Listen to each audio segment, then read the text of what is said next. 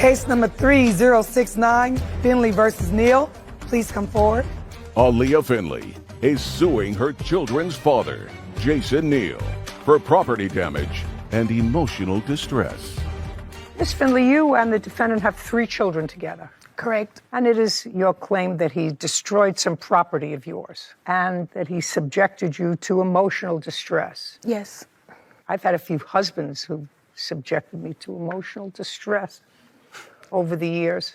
Comes with the territory sometimes. I looked at your claim, and I have to tell you, before we even get started, Ms. Finley, because I'm a very fair person, I was unimpressed with your claim, so I really don't know what you're doing here seeking $5,000. Aaliyah Finley claims her children's father, Jason Neal, owes for property damage and emotional distress. So let's get to some facts, and I can move on with things that are current and important. Your 3 children are how old? 3, 2, and 1. And the defendant is the father of all of those children. Correct. Did you ever live together? No. Who do you live with? I live alone with my children. You work? Yes. Who takes care of the children? While I'm at work or while you're at work. They go to daycare in between my mother and my sister. Who do you live with, sir? I live in the wind. You live in the wind? Yes. Whatever direction it's going, that's Always where I'm wanted to living. meet somebody who lived in the wind. Now my dream has come true. Okay, he destroyed your property. When was the first time he destroyed your property, and what did he destroy? He vandalized my car. He vandalized your car? Yes. Month and year? September 29th, 2021. And what have you been doing since September of 2021? We're now 2 years later. During that time, my father had died, so it was a lot going on. I have to deal with the death of my father. I was pregnant, and as well, like, my father's from Texas, so I had to travel. Well, you've had 2 children with him since he vandalized your car. No, I did not. 1. 1. I was pregnant with our last child when he vandalized my car. Your child is 1. She's 16 months. Oh. I was pregnant with her. What else did he do? Oh, by the way, did you drive that car? Yes, that was my personal car. Do you still have it? Yes. You still have it? Yeah. Yeah. Did you fix it? No, it was $4,500 to fix the radio. Well, he's not paying you $4,500 for something that happened 2 years ago, madam. What's next? After that, he broke my phone. Month and year that he broke your phone? It was at our baby shower. It's probably like I'm gonna say like January 2022. Well, now that's a year and a half ago. Mm-hmm. And you managed to have a baby shower. Yeah. Right? So you had a baby shower, and that was after the car was vandalized. Yes. Yeah, okay. And tell me about the phone. 30 seconds or less. Okay, so basically, with the phone, I was having a dispute with a friend, and I guess he didn't like what was being said, so he just took my phone to end the conversation and threw my phone. And threw it where? On the ground. What happened to it? The screen cracked. Is that the phone? No. So what happened to the phone? It was broke. It was like the screen broke, and it was ink on the screen. So what did you do? Did you get a new phone? Yes. When? The next day. You have a receipt? I don't have the receipt for the new phone I brought, but I have a receipt for the phone he broke. No, I need a receipt for the new phone. Well, I don't have that, ma'am. Well, then you don't have a case. With regard to the phone, what's next? He broke my necklace. He broke your necklace. And when did he break your necklace? Around the same time. Well, tell me about it. So this was the event at the baby shower. So he didn't like So it was at the baby shower? Yes. Was it the same baby shower? Yes. I made a joke and he didn't like it.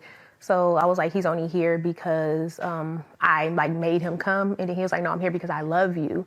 And then he grabbed my neck and pulled me closer to try to kiss him. And I didn't want to do that. So my necklace broke. And this all happened in? It all happened around this January of 2022. Yes. Mr. Neal, I'm going to ask you a question. Do you remember the date of the baby shower? Absolutely. What's the date of the baby shower? Oh, man. Well, you said absolutely. Uncross your arms. What's the date of the baby shower? I think it was like January 7th. In whose house? Of family members. From January 7th, 2022, Mr. Neal, up until today's date, were you and the plaintiff intimate?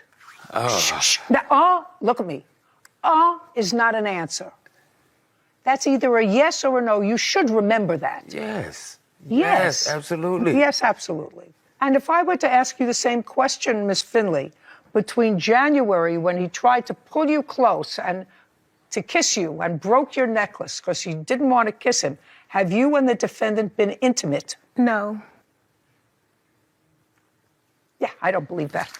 In any event, whether I believe it or not, you have no case against him. Your case is nonsense. I wrote nonsense when I read it. I still believe it's nonsense. But are you Your sure? case is dismissed. We're done. Thank you. Case is closed. This court is adjourned. I really didn't like it I'm feeling the way I look good, man. You know, everything's copacetic. because he hates himself. You know, when you do things, you know, out of spite, you never prevail, you know? I didn't tolerate it. Oh, she lied. She, you know, defamation of character. You gonna sit up there and tell him you're not intimate with me. Look at me. How you not gonna be intimate with me? I hope he just get his life together. Oh, we keep our space and we continue, you know, gravitate in different directions. I've been moved on. Oh, I'm gonna always be there. You know, we gonna co-parent regardless, you know, but other than that, significant other, nah, I don't entertain that no more. I feel like because he's in a position where he has nothing, so he wants no one to have anything. Back in the win. That's the way I like it. Yeah. I think that case can be summed up in a moment. You asked the defendant, do you know when your child's baby shower was? And he said, absolutely. Said, okay, what's the date? Let me think about it. That was it. Yeah. That was a funny moment. That's going to be a TikTok moment. Okay, so you're crossing the street. He honked the horn at you. You flipped him off. He gets out and he starts to get loud. That's when he pulled out about an 8-inch combat knife. Dumb and Dumber. Next day is when we really had an altercation. Oh, so this is just an appetizer. This is Judy Justice. Lucille Chacon is suing her neighbor, Seth Kaufman, for damage after Seth attacked her car. Court come to order. All rise. Have a seat, please. Case 3105, Chacon versus Kaufman. Thank you. You're welcome. Ms. Chacon, you are here today because you believe that the defendant is responsible for damage that was done to your car. Yes. Your car that was being driven by your grandson. Yes. This is the grandson. Yes. They had some altercation, and one or both of them may have gotten a little bit injured during the course of the altercation. But what took the most of a beating was your automobile. Yes. Were you present during that incident? Not while the incident was happening, but I did come out later on. Well, I'm not interested in what happened later on, because the defendant's position is that it was your grandson that precipitated this whole problem, and he was merely reacting to what your grandson had done. So since you were not a witness to any of this, I'm going to have you change places with your grandson. Okay. I'm sorry. Tell me your name. My name is James Abeda. James. Yes. How old are you, James? I'm 19 years old. What do you do? I'm a plumber. Your first name. Seth, How old are you? I'm 22 years old. What do you do? I'm a cook Where? at a senior living in Oceanside. Both working. Hallelujah moment. A 19 and a 22-year-old who were actually employed. Congratulations. Thank you. How do you know him? I didn't know him until this altercation happened, and I found out he was my neighbor. Okay. This incident happened on... I think it was September 15th. So you live next door to each other? I believe he lives in the apartment next to mine, yes. How long have you lived in your apartment? About 6 years, but I haven't always stayed with my grandmother, and that's where she stays, and I stay with her currently. Could you speak a little slower and try to keep the hair out of your eyes when you're talking to me? Yes. Thank you. On September 15th, where were you living? With my grandmother in Torrance. And is that where you live as well? Yes, it is. Prior to September 15th, you didn't know each other. I didn't. Not at all. Okay. So why don't you start out by telling me what happened on September 15th, starting out with the time? My first time interacting with him, I was crossing the street to go to work with channel locks, boots, and other With things. what? With like channel locks, pliers for work. I had those in my hand along with boots and other things that I needed. And as I was almost gonna finish crossing the street, he started to honk, and I flipped him off because... Okay, so he was driving. Yes, So you were crossing the street. yes. He was driving. Were you walking slowly? Just a second, Seth. So he was walking slowly. Very, very slowly. How very, very Like slowly? at Just the- listen to me. Listen, what I want you to do is, who is this? Oh, that's my girlfriend. This is your girlfriend. I want you to stand between your girlfriend and the desk. Right here. Right there. Now I want you to walk in front of your bench and show me how fast he was walking. Probably about this, like. No, that's Like a not true. snail's pace. Yeah, that's not true. Now go back, and I want you to rethink this again, Seth. I want you to rethink it. Do you understand? Yes. You know how old I am? Nobody crosses the street like that, sir, unless they're looking to irritate you. And you hadn't even had any contact with him before that, so he wasn't walking backwards. Now show me how he was walking. Probably about. But that's okay. That's better. Now go back. Okay. Did he have the right of way? Is not an answer. He did not. All pedestrians have the right of way, sir. It wasn't on a crossing guard. So he was crossing in the middle of the street. Yes, between the median. Explain that to me. There's a median between the street on Artesia, and it was like walking off of there. No like crosswalk or anything. What time was this? It was in the morning, I think about 10 a.m. Okay, so you're crossing the street. Wasn't fast enough for him. He honked the horn at you. You flipped him off. Yes.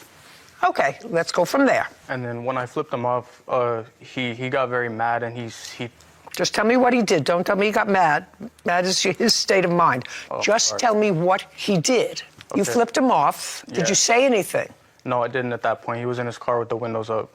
Okay, was he alone? He was with his girlfriend at the time. That would be you. Yes. Do me a favor, please. Kevin, Yes. take her outside. This way.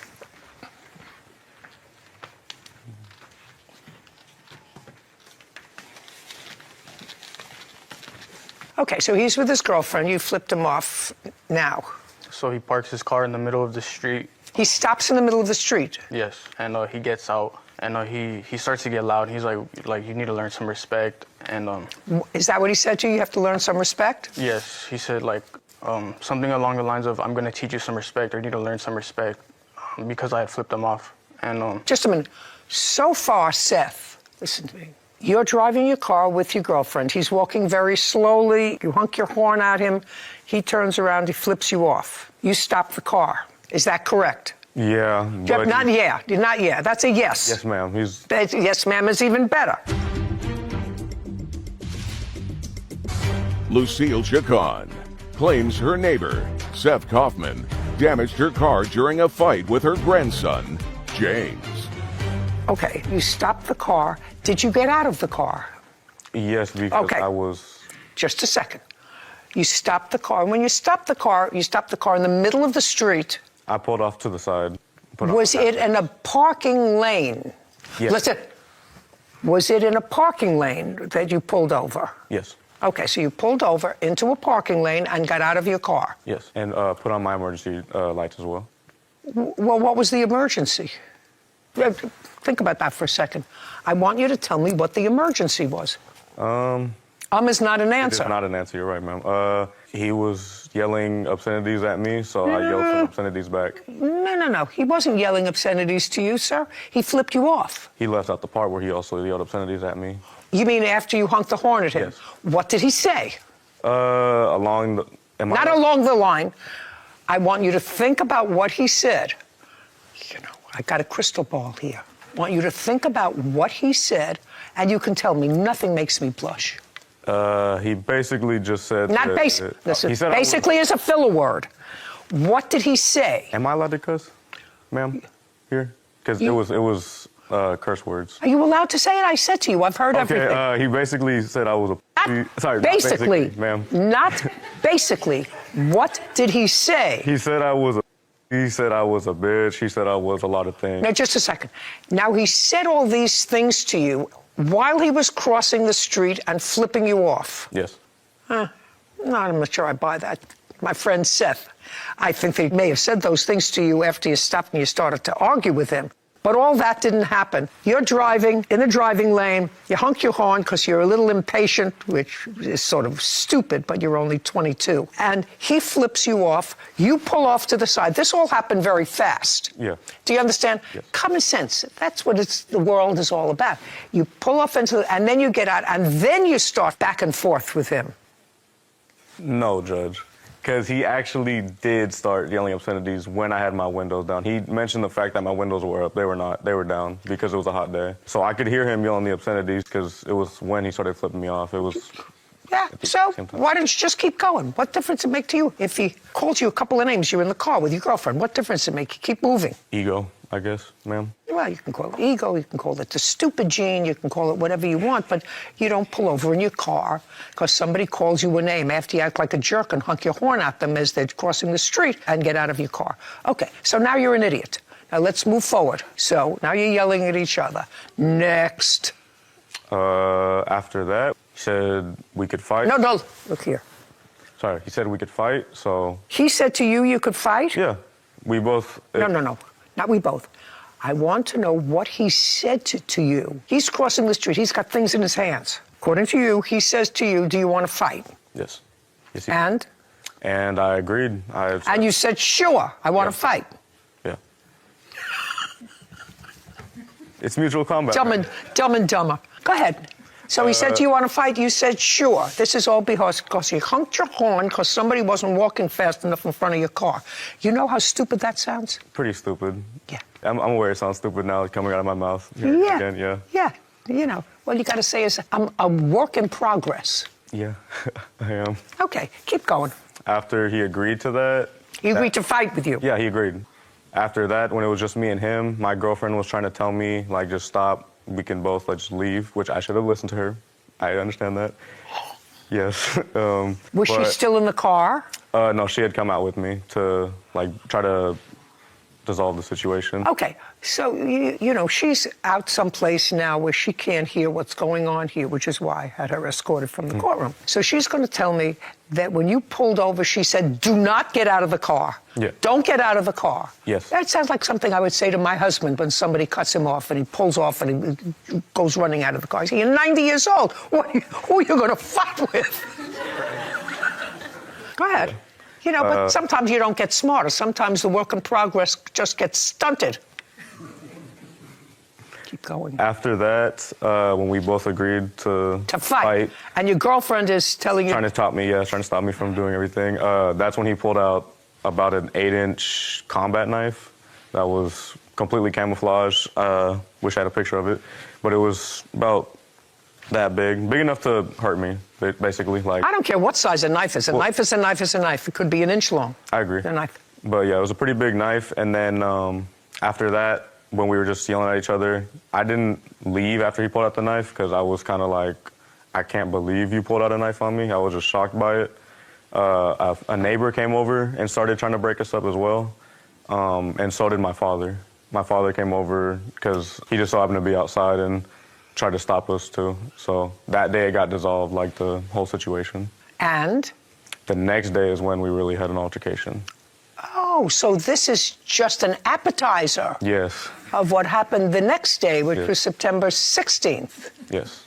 So now your father is there, your girlfriend is there, you're separated. Yes. Then you saw each other again the next day. Correct. Take it from there. Now you saw each other the next day. What happened the next day? So far we don't have anything except, did you take out a knife on the 15th? That's an answer, yes or no? No. You did not? No. You did not have a knife with you? Yes, I did. You did. Where was it? In my waistband. So it was there? Yes. Okay. And visible? Yes. Okay. And what kind of a knife was it? A camouflage knife with a... How big? About this big. Okay. And who else was out there? He was there with his girlfriend, and his father came to sort of break things up, and it was broken up, and you got back into your car and drove off. Yes. So far, correct? Yes. Let's go to the next day. So the next day, I was sitting in my car in front of the apartment that I live at. You mean your grandmother's car? Yes. And I noticed that he was like on the median that he was talking about on Artesia. He was already crossed on that side, and he was with his girlfriend. And he had noticed that I was sitting in my car, and he had already had his knife out, and he came up to me, and he tried stabbing me. He stuck his knife in the car, already yelling before I could even acknowledge his existence. He came up to me yelling, upset, and he. What was he yelling? He was like, "What's up?" He was like, "What's up? What happened yesterday? Like, what about yesterday? You called me. What about now?" Because he had a knife now, and I guess the day before he felt like he didn't. So he came up to me with a knife and immediately stuck it in the window, tried poking me, and as I tried to get out, he kicked the door about 5 times while I was trying to get out, crushing me and also shutting the door as I'm trying to get out. And by the time I got out... What were you trying to get out for? To not get stabbed, because I couldn't pull off because he was on the left side of my car, and that's the side I needed to go onto the road, so I couldn't drive off. Unless you ran him over. Yeah, and I didn't want to kill him. He had a knife. He was stabbing you. Yeah. You could have killed him.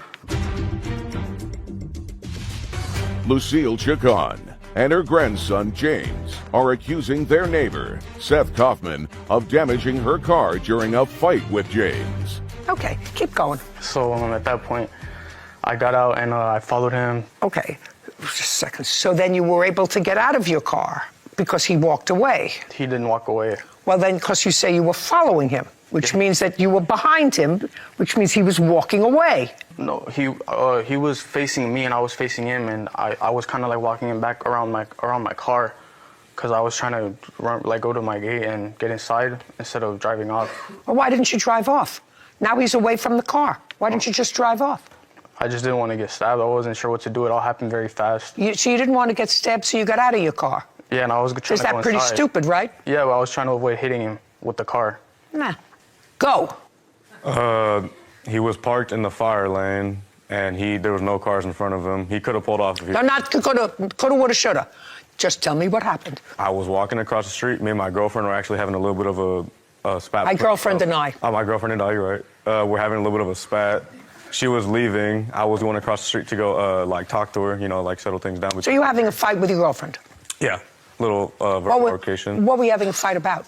I don't even remember. Something small and stupid, probably. And then while I was walking across the street, I heard James from his car, who put down his window, start yelling at me. Again, more obscenities. You're a bitch, you're this, you're that. So I thought he wanted to start stuff again. And it seemed like he did. So I walked up, I started talking to him. Like, do you want to fight again? The exact same thing I said the day before, and the exact same thing happened. He pulled out a knife that he had in his waistband, and yeah, we just kept yelling at each other back and forth. My girlfriend, again, tried to get in between us and stop everything that was going on. Okay, so what you're saying to me that he instigated what happened on the 16th of September by shouting at you when you were crossing the street to talk to your girlfriend. Exactly. And then you came back to the car to confront him as to why he's calling you names again. Exactly. And then from inside his car, he took out a knife? The exact same knife, yes. The exact same knife? Yes. And what did you have? Nothing. Now, you knew he had a knife from the day before. Yes, I did. So why would you go over to his car unless you yourself had some sort of something to protect yourself with? I didn't really care about protecting myself. I was just more angry than anything. And that does sound stupid, but it's the truth. I was just really upset with the fact that we could have had mutual combat the day before, which we both are adults, we agreed to. Could have done that, but he wanted to pull out a weapon when there was... This all started because he wasn't walking fast enough across the street. Yes, this all started because he wasn't walking fast enough across the street, yes. Mm-hmm. How did Mrs. Chacon's car get damaged? When I was trying to defend myself from him, like I said, he had a pretty big knife. He says that he was following me. No. I asked you a question. He did not damage his own car. He did not. You damaged his car. How did you damage his car, and with what? What? I guess my body when I was trying to defend myself. Well, I didn't even realize it happened until it happened. Yeah, but I'm going to see pictures of it, I assume. Do you have photographs? I assume I'm going to see pictures of the damage to the car. I do not have photos of the car. No, they do. Oh, yeah. So as far as you're concerned, you don't know exactly how their car got damaged? No, not exactly. Did you break a window? That's what they told me I did. No. You were there. I was there. I don't remember doing that, though. I don't. Did you break a windshield? I believe it was the back, not window, but the little tiny part that's connected to your back window in the back of your car? One of those tiny ones. Not the window, but the little glass part over. A little glass part. That's usually called a window. Yeah. What about holes in the car? Holes? Holes. Would there be any pictures of holes in the car? I don't think so. No. Okay. And would there be any marks where there was any kicking to the car? There shouldn't have been. No, ma'am. You don't remember kicking the car? No, I don't. Do you remember what kind of car it was? BMW. Okay. Now, Let's go back. Now he's with the girlfriend. Pick it up.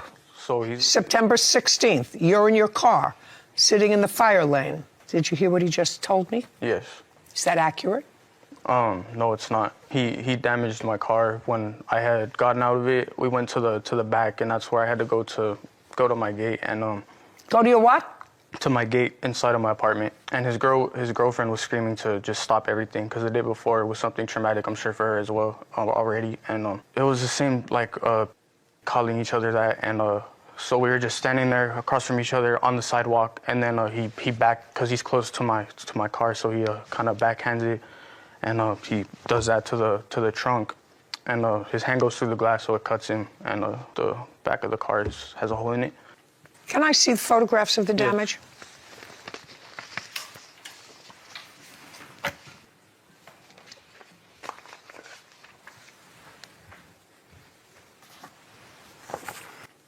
Oh, well, that would be what we call like a 2-year-old. That would be called a window.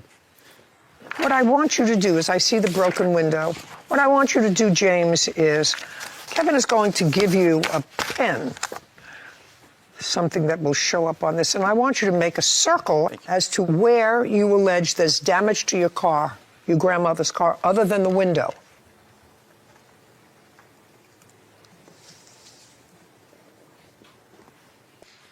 I believe there was one more picture in the stack that showed the door that he kicked. Well, I'd like to see it.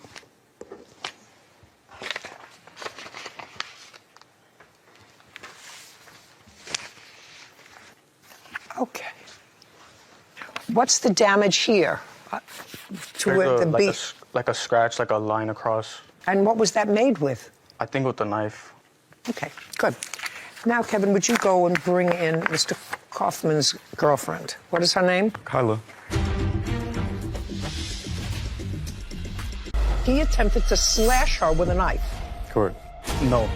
You were taken into police custody. They tried to charge me with assault with a deadly weapon. Was this the first time you ever spent time in jail? Of course not. It's clear to me that your grandson has some growing up to do. This is Judy Justice. Previously on Judy Justice. Ms. Khan, you are here today because you believe that the defendant is responsible for damage that was done to your car that was being driven by your grandson. Yes. My first time interacting with him, as I was almost gonna finish crossing the street, he started to honk, and I flipped him off. And? The next day is when we really had an altercation.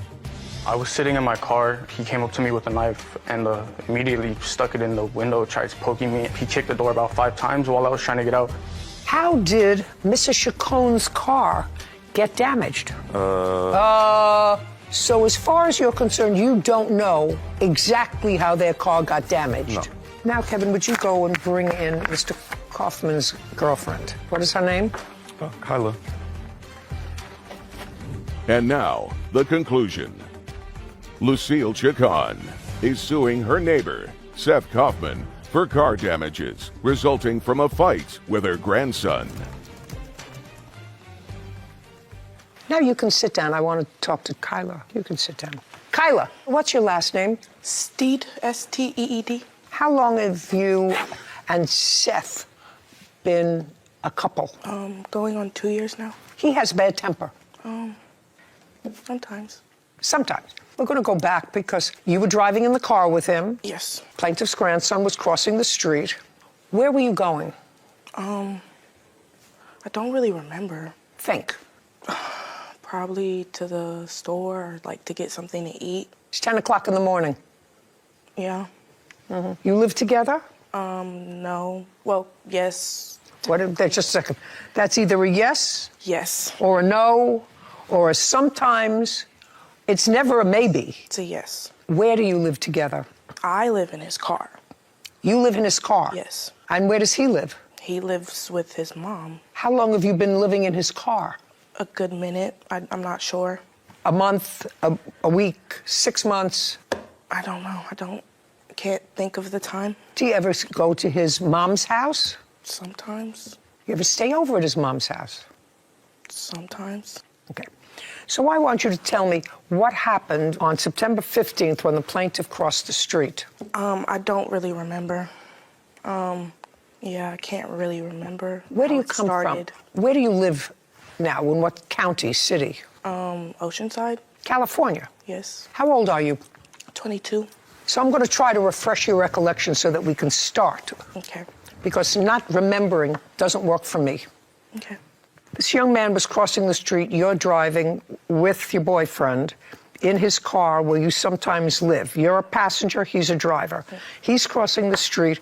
Your boyfriend honks the horn. He flips him off. Okay.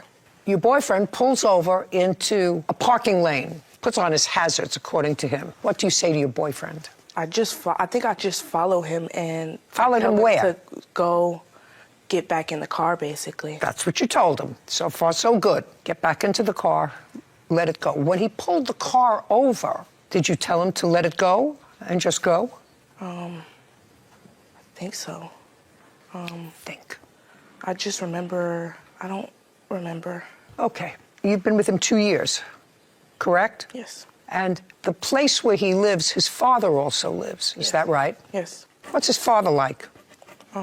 He's a pretty nice guy. Did you ever see Seth with a knife? No. Does he have one? Not that I know of. Does he have any weapon Not that that you ever saw? No. What about his father? His father have a weapon? Mm-hmm. Ever see? Not that I know of. Now I want you to go back to back in your memory, to the next day. This is the day after this incident happened in the street. And ultimately, his father was there. Between you and his father, you got him to separate, and you all went on your merry way. Yes. On the 15th. Now I want you to think back to the 16th, which is the day after. Okay. You and your boyfriend were outside, and you were having an argument. Yes. And you walked away from him, and you went to the median in the street. Yes. Okay. What was the argument about? I did something to upset him. What did you do? I was talking to another guy. That he saw, or that was on a text? It was on a text. Okay. And so he was upset. Yes. Where had you been right before you got outside? If I'm not mistaken, I think that's when we were at his dad's house, inside his dad's house. So you were at Dad's house? And if not, it was either in his dad's house or outside in the car. Okay. Was he yelling at you? What was he saying to you? I mean, I could understand him being pretty upset. I mean, after all, he lets you live in his car. Remember. Right? And now he sees you talking on phone. What he said is he sees you talking on the phone to texting, probably, another guy. Yes. And he's angry. Yes. And he has a little bit of a temper that you've seen occasionally. I would say that that's probably true, right? You saw it the day before. So you started to walk away. Yes. And did he follow you? Yes, he did. Followed you. Yes. And what was he saying as he followed you? I don't remember. I think he was trying to get me to leave. What do you mean, you were already leaving? Yeah. Or I really don't remember. I'm pretty sure he was trying to get me to, like, not be around him anymore. So what was he saying to you? And was he saying it in a loud way or in a quiet way? Like medium, like not so loud, but like still loud. So he's following you into the median, and then you're there. So you actually saw everything that happened. Where was the plaintiff's car? I think it was across the street. Yes. And so you saw his plaintiff's car. Now he's coming out after you, and he is angry. Yes. Go ahead. I want you to tell me next about what happened in the confrontation between Seth and James and the car. Okay. Do you understand? Yes. Don't say I don't remember. Okay. Let's go. I really can't remember. Would you have remembered better if you were sitting in the courtroom and you heard him testify? Would Yes. you have remembered better? Yes. That's why you weren't here. Lucille Chacon claims her neighbor, Seth Kaufman, owes for car damages after fighting with her grandson, James. Now tell me what happened. I don't remember. I remember. You do understand, Seth. You do understand, Seth, that because she can't remember, you're going to pay for the damage to the car. You do understand that. I do not understand. Oh, well, I'm telling you, if she is so intimidated by you that she can't tell me. Oh, you think it's that him? she can't tell me what happened on September 16th. That she can't tell me what happened on September 16th. And she's your witness. You're going to pay for the damage to the car. Do you understand? I want you to be clear about that. Kyla, If you can't remember, he's going to pay for the damage to the car. Okay. You understand? I understand. Now, do you have any memory of what happened on September 16th other than the fact that he was angry that you were texting with another guy? I remember crossing the street, and then next thing I know is I hear yelling. So I turn around, and they're going at each other. What does that mean? Tell me. They're yelling at each other. Just yelling? Just yelling. Okay, and so now you have to watch them. They're yelling at each other. I get in between them. Because they're yelling at each other. You walked over to where they were. Yes. And physically put your body in between them. Yes. Okay. Was James in his car or out of his car? I think he started off in his car. And that's correct. I don't remember how it started, but he had somehow tried to get out. I guess my boyfriend kicked the door, and then that's when he grabbed it. Like, he had got out eventually, and then he had a knife in his hand. James did. Yes. And that's when I kind of backed up, but I was still trying to tell Seth to, like, let's just go and leave it alone. Smart. And after that, it kind of just ended. The cops had came. Okay, good. Now you can change places with each other. Okay. Now I'll see an estimate for the damage.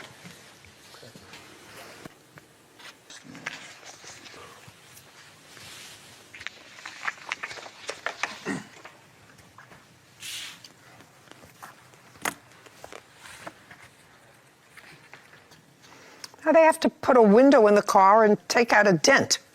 What happened when the police came, James? When the police showed up, they arrested both of us and separated us almost immediately. Mm-hmm. And I'm not sure where they put him, but they put me in the back of a cop car. And then what happened?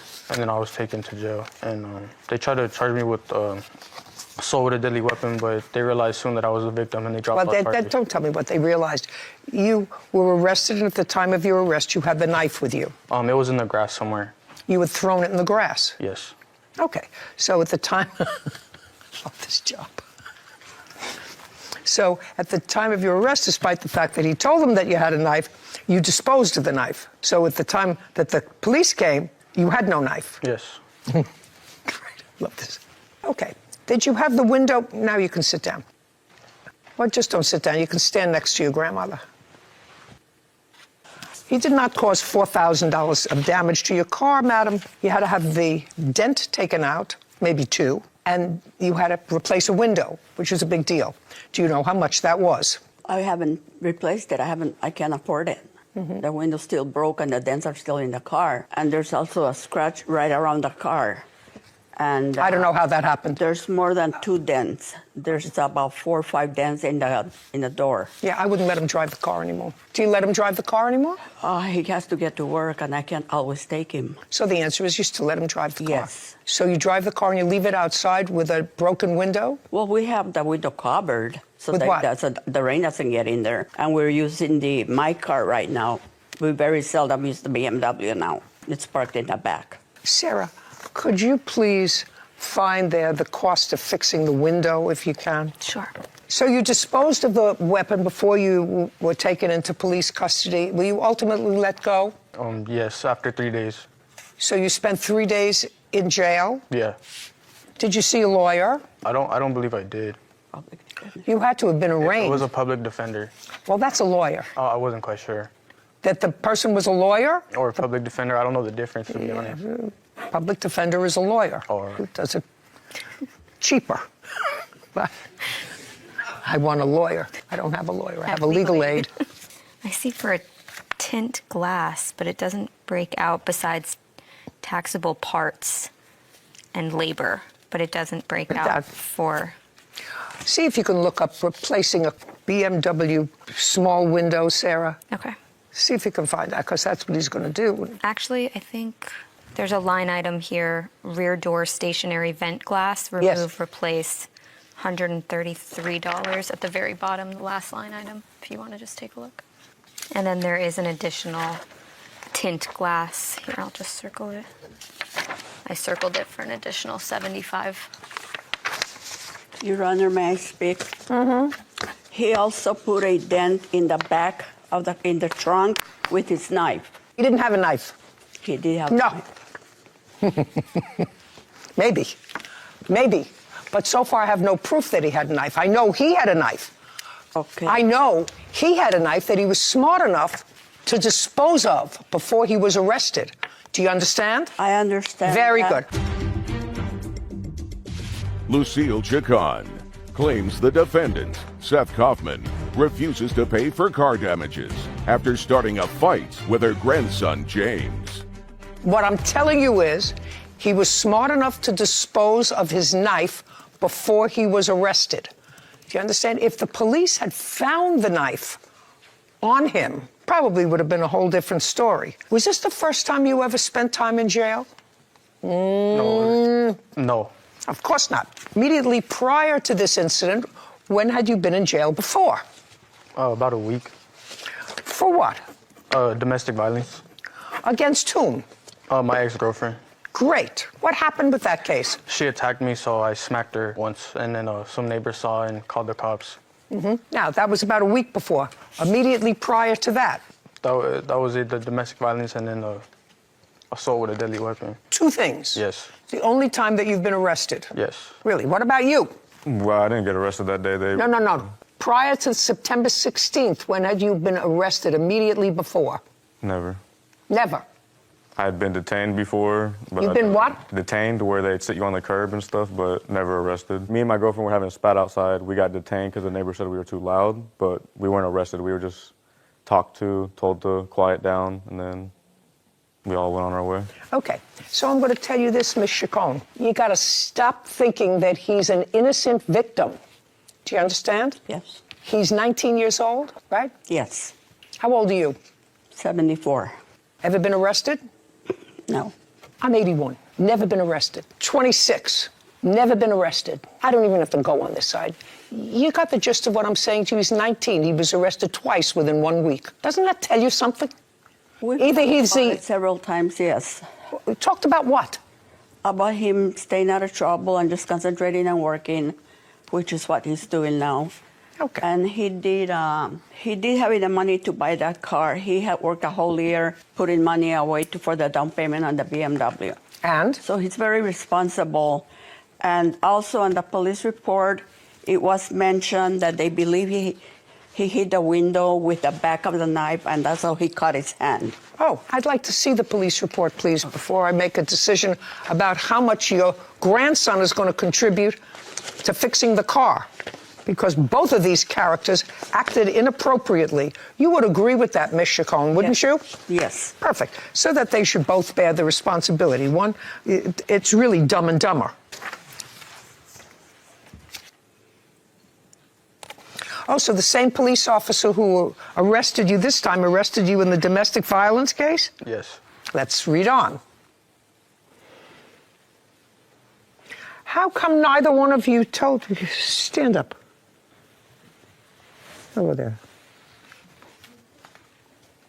Did you tell the police that he tried to stab her with a knife? Yes, I did. How come in all this conversation that we had today so far, we've been at this for 40 minutes, I never heard from you that he tried to slash her with a knife? I didn't want to talk out of turn, and I was waiting for my turn to talk.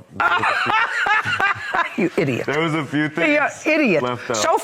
So far, I have to tell you what you've told me about yourself, that you got out of your car because someone disrespected you, right? That you went over to him because, because you had a big fight with your girlfriend about something else. That you told me. The most important thing that's in this police report is your claim that everybody else denies, that he attempted to slash her with a knife. Correct. That you forgot to tell me. Yes. Okay. Let's all forget it and didn't have the time to. Okay, I'm finished with this case. I don't have to read it anymore. It's clear to me that cross your hands. Sorry.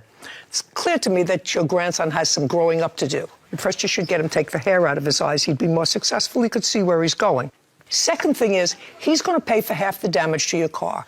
And at most, the damage to your car is $1,000. So he's going to pay $500 because all I'm charging them is $500. Do you understand? Yes. We're done. Thank you very much. Judgment for the plaintiff in the amount of $500. This court is adjourned. Goodbye.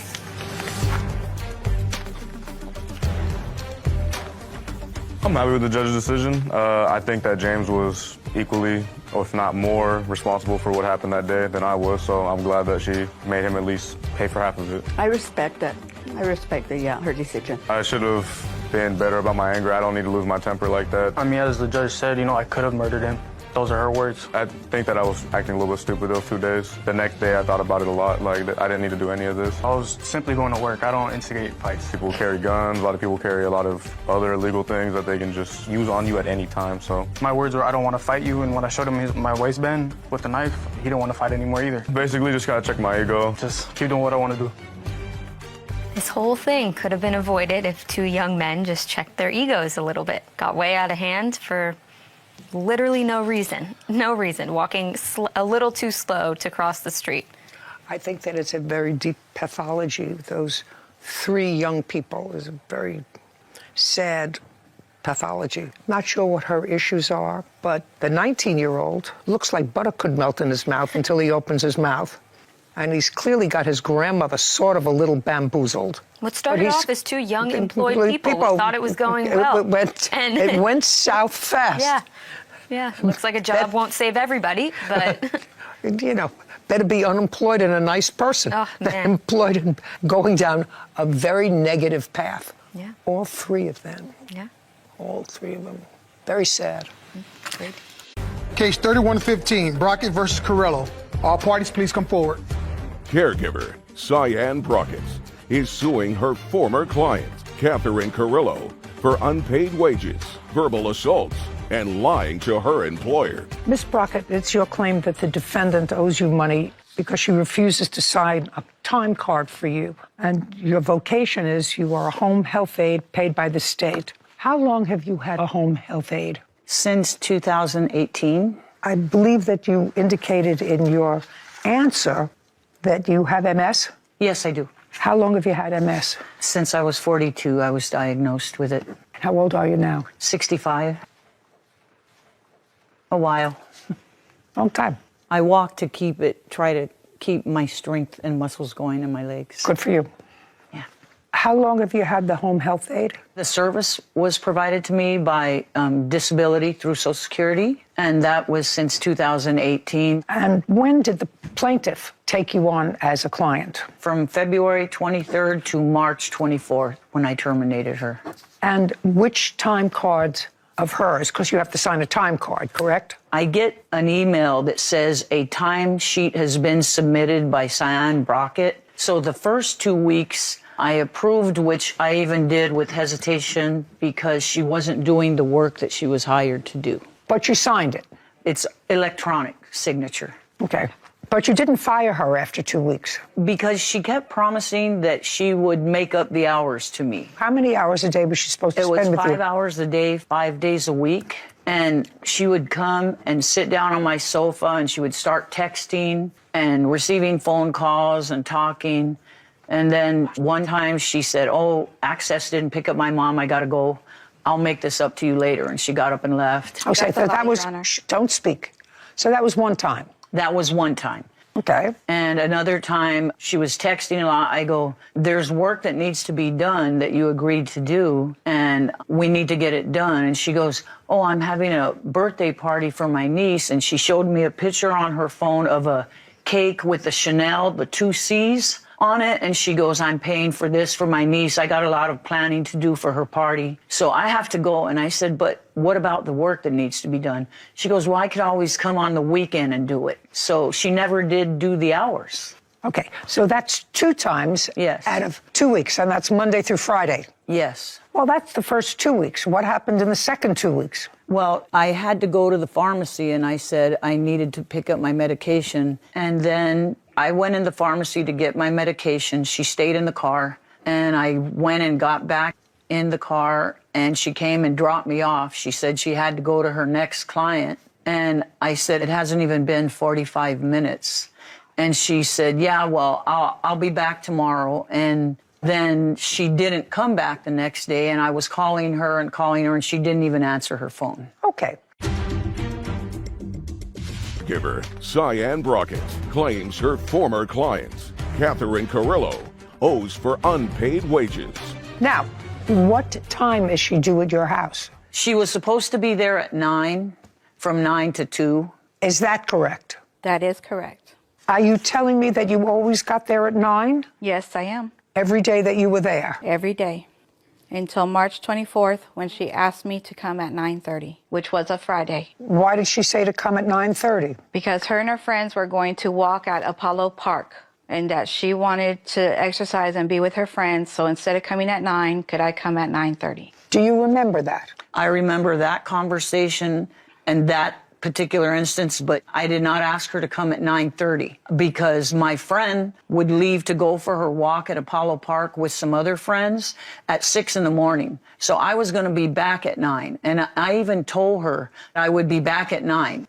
And I was back before 9, and she never came at 9. What time did she come? At 9:30, I was still waiting for her. And then I got a call from her. I guess it was about 9:45. And she said that she came and she had been there and she waited over a half hour for me. And then she left. And I asked her, why did you leave when you're supposed to be with me 5 hours a day anyways? And I told her I was back. And she told me that I wasn't back, and I was. Does she have access to your apartment? No, she was waiting outside in her car, according to her. Okay.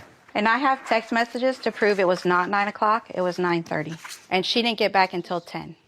Okay. If she got back at 10, how far do you live from her house? I wasn't even at her house. I was at another client's house in the same senior living. And she knew that. So all she had to do was call me, and I would have been at her house. On March 24th, you say, Catherine texted me, your first name is Catherine. Yes. And said she was now at home. I told her it was not my job to wait around for her. Right. Well, it is your job if you want to get paid for that day. I'm not asking to get Just paid a second. So Yes, you're not right. asking to get paid for that day? No, I'm asking to get paid for the other days that I worked up until that day. Okay. Well, the 24th, but you left on the 24th. Yes. So what days are you asking to get paid for? March 16th to March 23rd. Would you show me a calendar? How many days was that during the week? The 16th of 2023 would have been a Thursday. Thursday. So the 16, 16th and 17. So that's 2 days. The 20th would have been Monday, the 21st, Tuesday, 22nd, Wednesday, 23rd, Thursday, 6 days.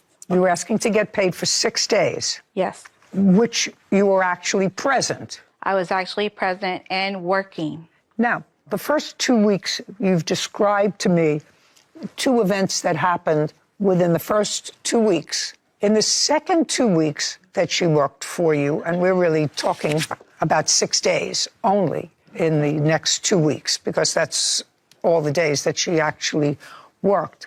Do you have specific days that she wasn't there? She's saying she was there and she never did any of the work that she was hired to do. Well, that's a different story. Then you should have fired her. But if she was there, she was there. When she was there, she was talking on the phone and texting. Well, that's okay. I mean, That's a lie. Yeah. Yeah, but she was at your house talking on the phone. Yes. Okay. Now, show me how much you were paid per hour. At that time, we were paid $17.25 per hour.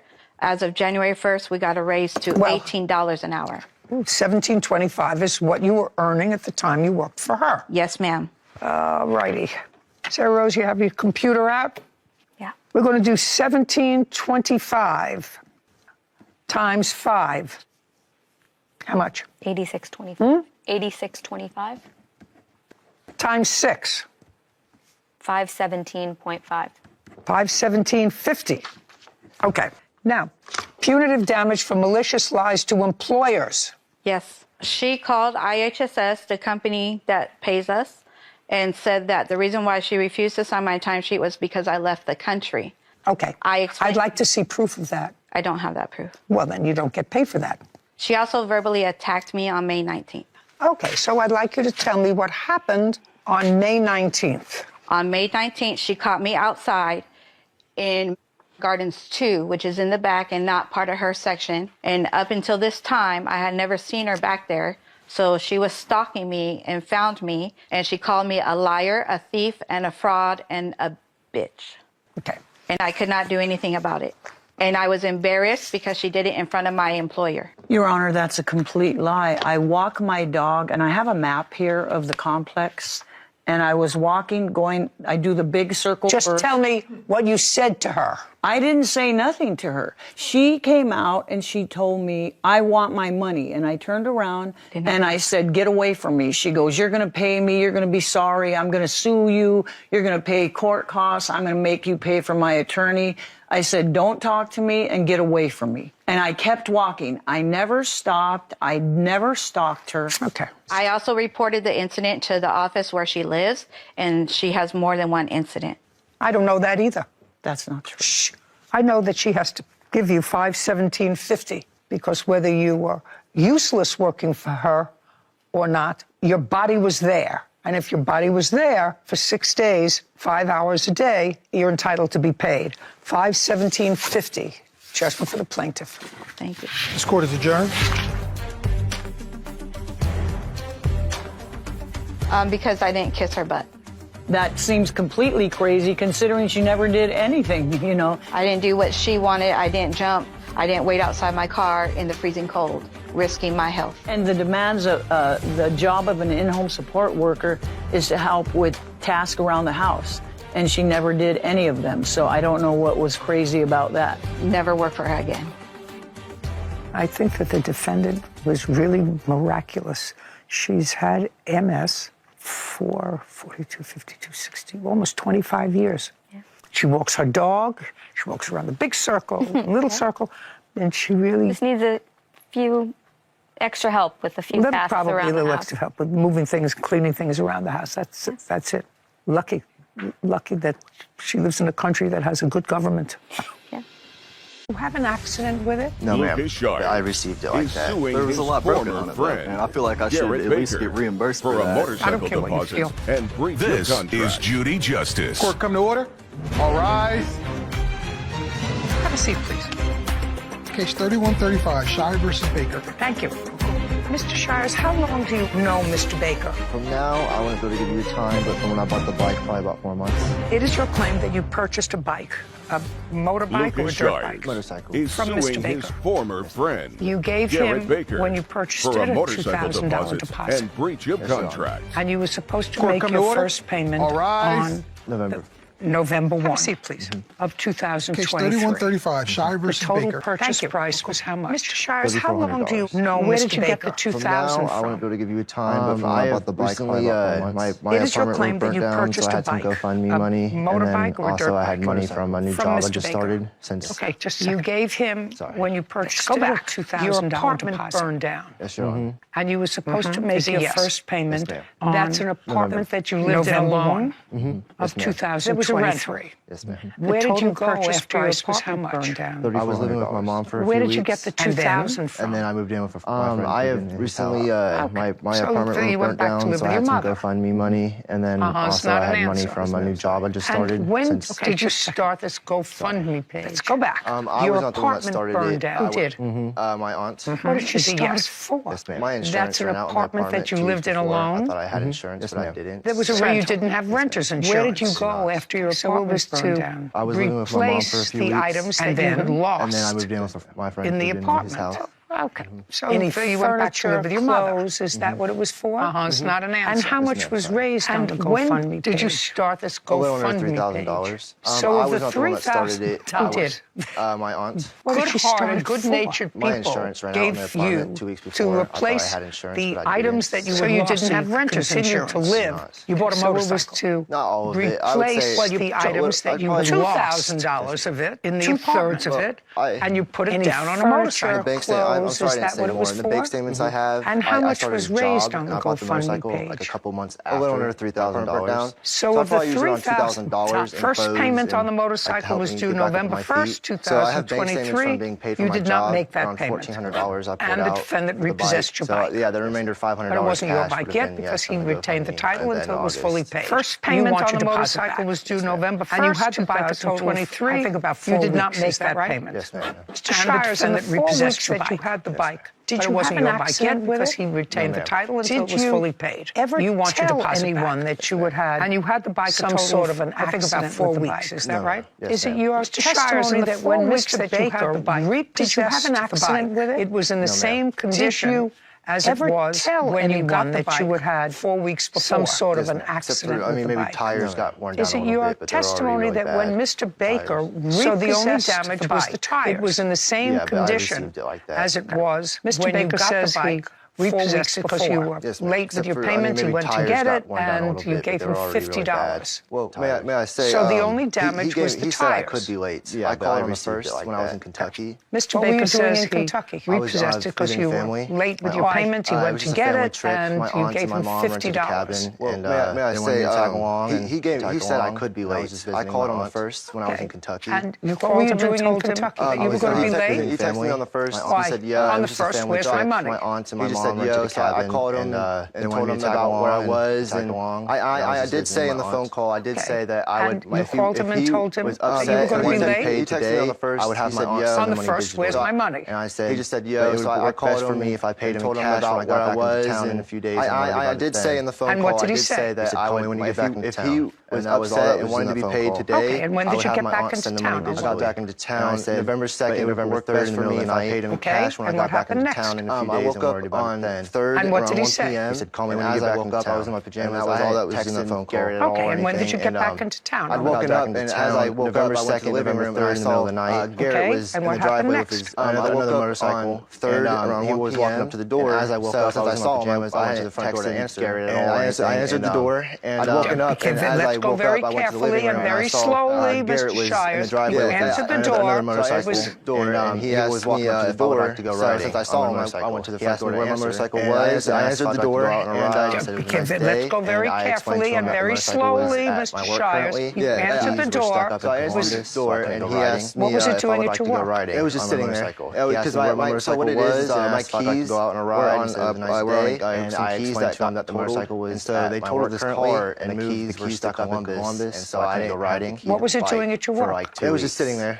Because so what it is, my keys go through that slowly again. We're on some keys that got totaled, and so they totaled this car and moved the keys to Columbus. Claims his former friend, Garrett Baker, owes for the cost of a motorcycle after he wrongfully repossessed it. Garrett is countersuing, claiming Lucas damaged the motorcycle. Lucas Shires the key to the motorcycle was on my Garrett car Baker owes for the cost of the motorcycle after he wrongfully repossessed it. They moved the car to Garrett is Columbus countersuing, claiming Lucas damaged the motorcycle. Asked me if I wanted to get my keys motorcycle was on my car keys. So they were stuck up at Columbus for a week until I could go get them. The car got totaled. Did you tell that to Mr. Baker? They moved the car to Columbus. That you didn't have keys to it and the bike was sitting at your workplace. Asked me if I wanted to get my keys in person and over text cars keys. So they were stuck up at Columbus for a week until I could go get them. Did you tell that to Mr. Baker? Yes. That you didn't have keys to it and the bike was sitting at your workplace? Yes, I told them that in person and over text. On what after that date, sir, did you repossess the bike? November 3rd, ma'am. Now, I would like to see the photographs that you say were damaged, because at this point, you owe him $2,000. On what date, I don't think I sir, did you repossess the bike? What you think is irrelevant. November 3rd, ma'am. I have no idea what these pictures are. The photographs. There is no way I have any idea what these pictures are. At this That's point, the you owe side him of the motorcycle, $2,000. all scratched up. I think I do. I have no idea what this is. Can I see a picture? What you think is irrelevant? Did you take a picture? I have no idea what those were those the pictures I took. I could show you there off is my cell no way phone. I have any idea what these pictures are. I would like to see the whole bike. That's the Do you have side a of the picture motorcycle, bike? all scratched up. I have no idea what this is. Can I see a picture? I'll see your picture. Could you take a picture on your those whole were bike? the pictures I took. I could show you off my cell phone. That's what I want. I would like to see the whole bike. Do you have a picture of the whole bike? I have a picture of a bike from when I had it. Now, do you have a picture of the whole bike? I'll see your picture and I'll see his. This is the day you got it, or when?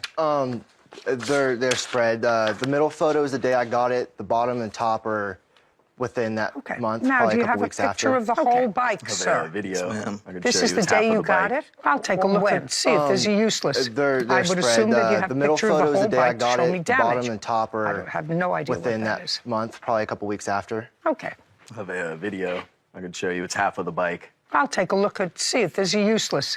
I would assume that you have a individual picture of the whole pictures in bike to there show me of damage. everything that was damaged up close that you could see way more clearly. No, that doesn't help me at all. There is a picture here of the Kawasaki bike. That looks I also just have fine. individual You didn't know what you pictures were in showing there me. of You were everything showing me that a lot was of junk, damaged but the up bike close is that you there, could it's see intact. way more Yeah, I clearly. mean, It wasn't like The bike is there, it's intact. It was intact. There's a picture here. You're showing me tires and broken pieces. I don't know what you're There was showing. a It lot looks just broken on it, fine. though. You didn't know And what you were I feel like I showing me. should at least You're get showing me a lot of reimbursed for junk, but that the because bike I is feel there, like it's intact. it would be the right thing to do, honestly. The bike is there, it's intact. You can't go and take his bike. He's 2 days late. He's already given you $2,000 the purchase price. Judging for the plaintiff in the amount of $2,000. For that because I feel like it would be the right thing to do, honestly. I don't care what you feel.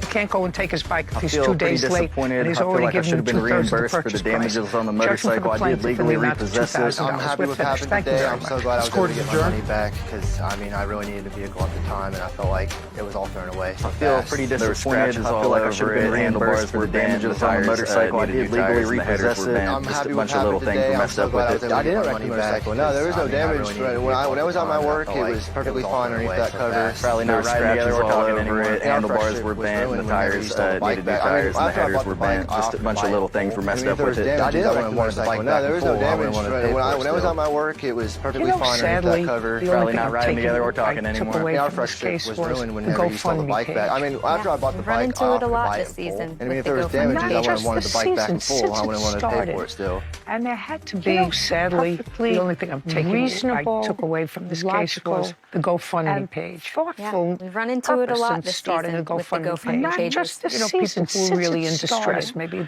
and that's the only avenue to get some money to help reasonable, but it's with anything that's good. People will always find a way to scam it. And starting a GoFundMe you know what it does, Sarah? You know, people who are really in distress, maybe, and that's the only avenue to get some money to help. Goodwill, but it's with anything that's all of this stuff. People will find a way to scam it. I'll send them $10. But knowing that there's no guarantee of what that money is going to be used for. Yeah, People they want to do it. do it of a generous nature. I can't believe how generous people there are in this country.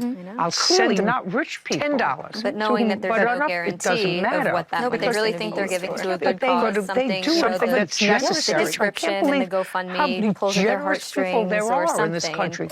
And then you find out he went and bought a motorcycle instead. Or went on a vacation to the They really think they're Bahamas. giving to a good cause, something really that's have necessary. The description in the GoFundMe pulls at their heartstrings or something. And then you find out he went and bought a motorcycle instead. Or went on a vacation to the Bahamas. Or didn't really have cancer. Sure. Or it's a slippery slope. Just such a shame that there are so many evil people who will take advantage of a good thing. You witnessed your father physically abusing your mother. Yes. Never. My dad pushed my mother to the floor. In addition, had also thrown objects at my mom before. He did, threaten her. She attacked me. Were you ever served with a protective order?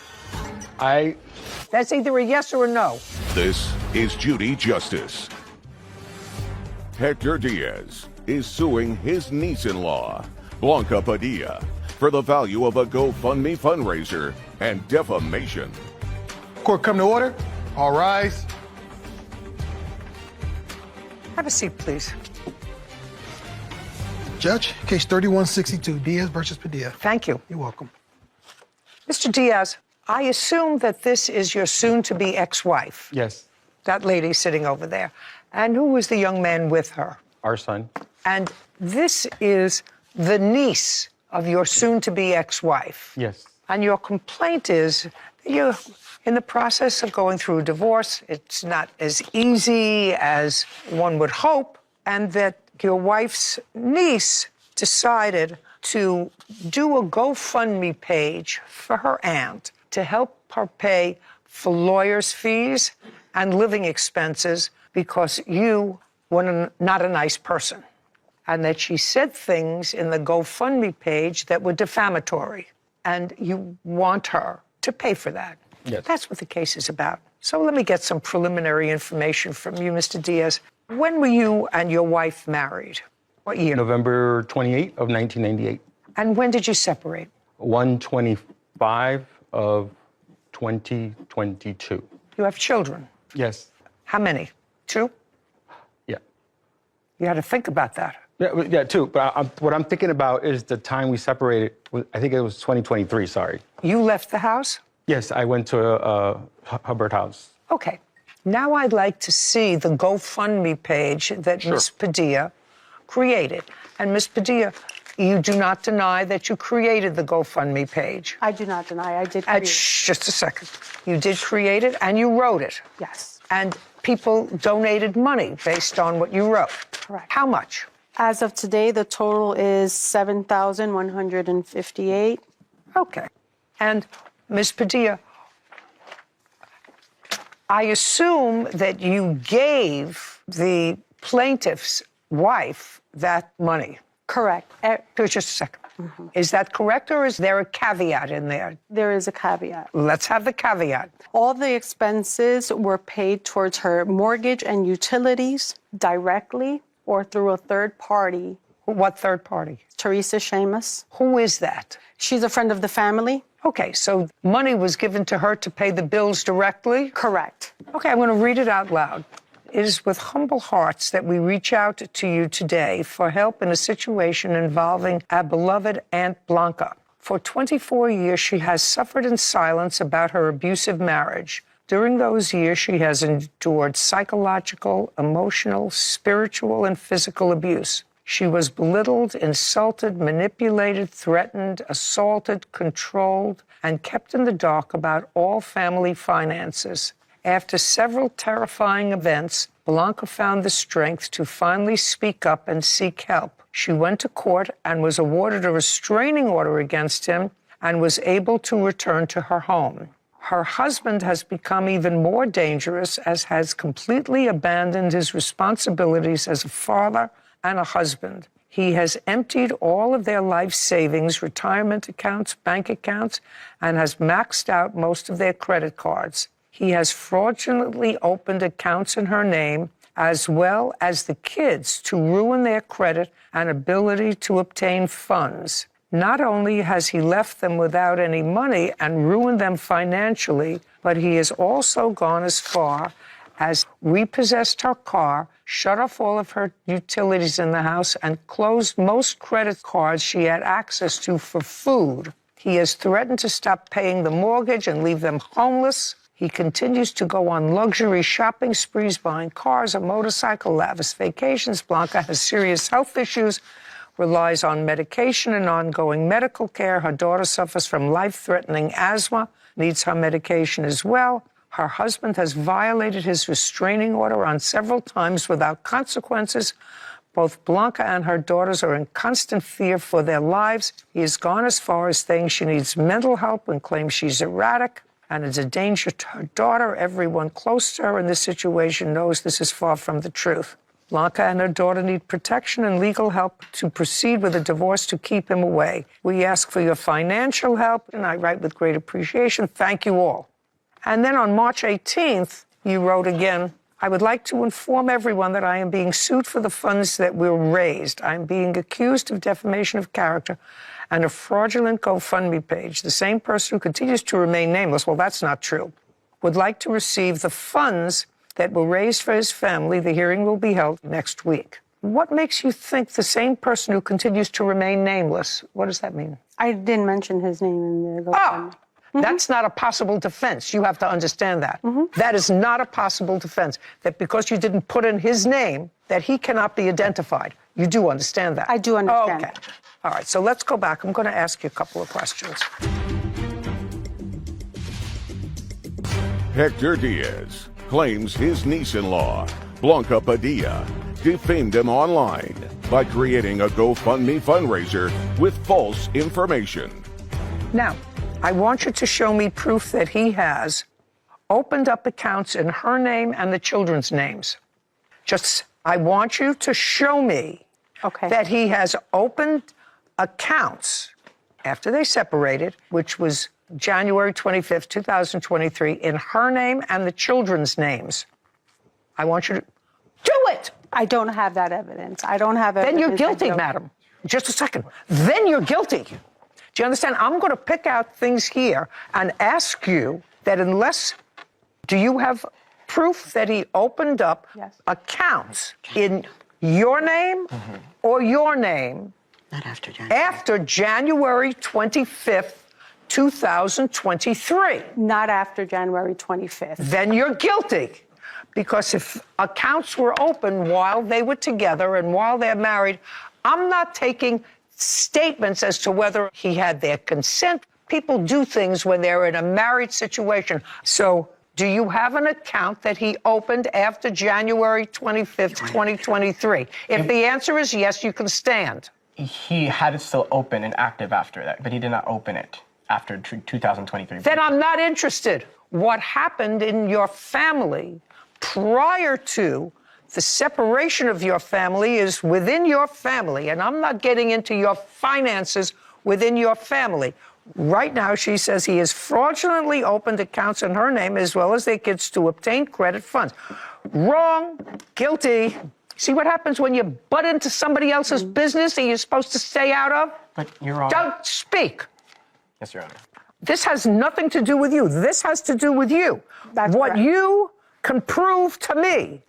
I'm not finished with this stick. Just a second. I'm going through line by line. Okay. I would like you to show me, or if you have them from the plaintiff's wife, any medical records describing physical abuse that she alleges happened at the hand of her husband. Do you have any? I don't have medical records. Doctor's reports? No, I don't have medical records. Okay, here we go. Do you have any proof that the plaintiff violated a restraining order that is in place against him? Yes. I'd like to see it. So I have the arrest. No, I just want to see. There's a protective order. There's an injunction, yes. There's a protective order. And these are the police reports, the arrest warrant. Okay, I'd like to see it. Okay. And I have the injunction as well.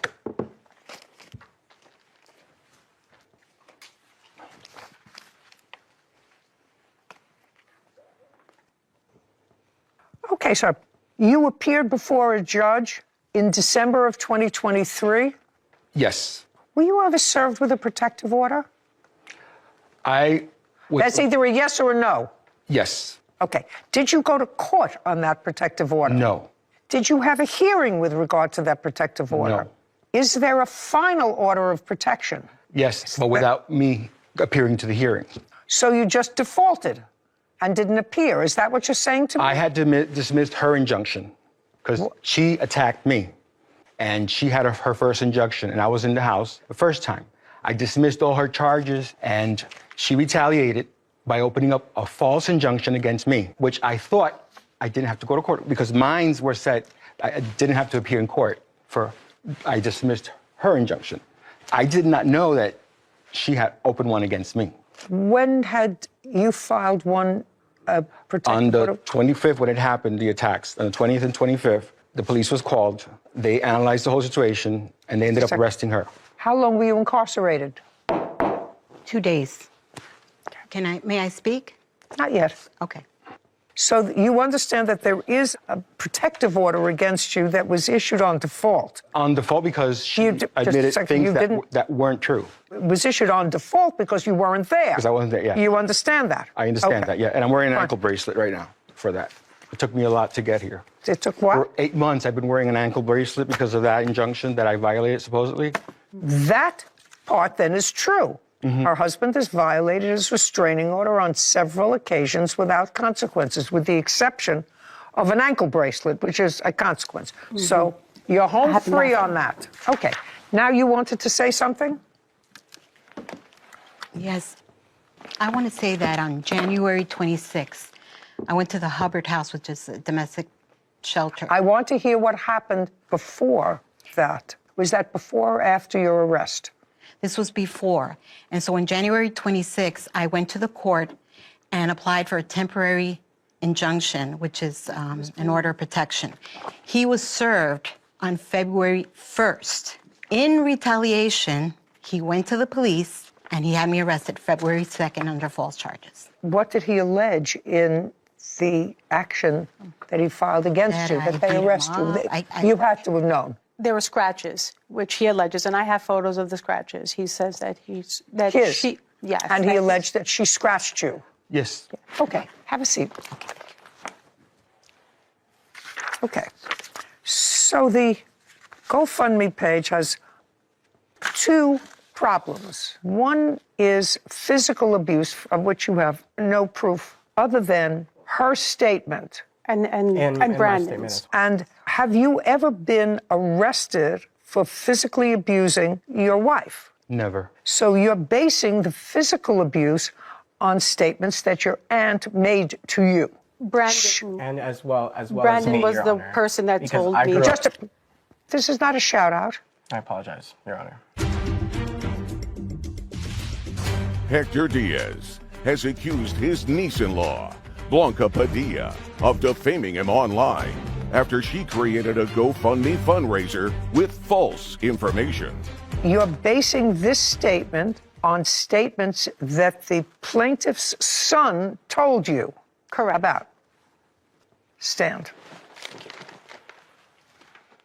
You're Brandon. Yes, that's me. Okay. Thank you, Your Honor. And you've indicated that you witnessed your father physically abusing your mother. Yes. Have you ever witnessed your mother physically abusing your father? No, I have not. Okay. Tell me when the act or acts of physical abuse took place and what you observed. Date, year, month. Around 2019 or 2018, 2019, my parents, who continuously had very intense and abrasive fights that were very detrimental to me and my sister.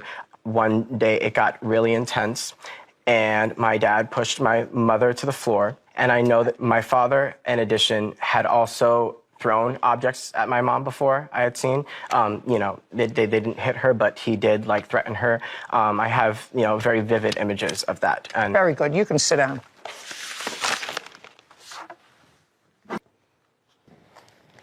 No. No. Okay. There are probably some things in your GoFundMe page that are accurate. I probably would believe that during the course of this acrimonious separation, and they've clearly had fights, which according to your witness, were intense between both of them. He didn't say just his father. He said they were intense fights. That being said, I believe that he emptied the bank accounts. I believe that he cut off her credit cards. That's what people do when they get separated and it's acrimonious. That's what happens. And you can put that in here because that's true. You can't put in things that aren't true. And you put in things here that aren't true, and that's defamatory. You can't do that. In any event, you should have kept your nose out of other people's business. I wasn't going to let her drown. When he left her and he tried to destroy her. Just a second. I did Listen to me. Are you trying to talk over me? You can help. You cannot say things on a public forum disparaging someone else with stuff that you can't prove.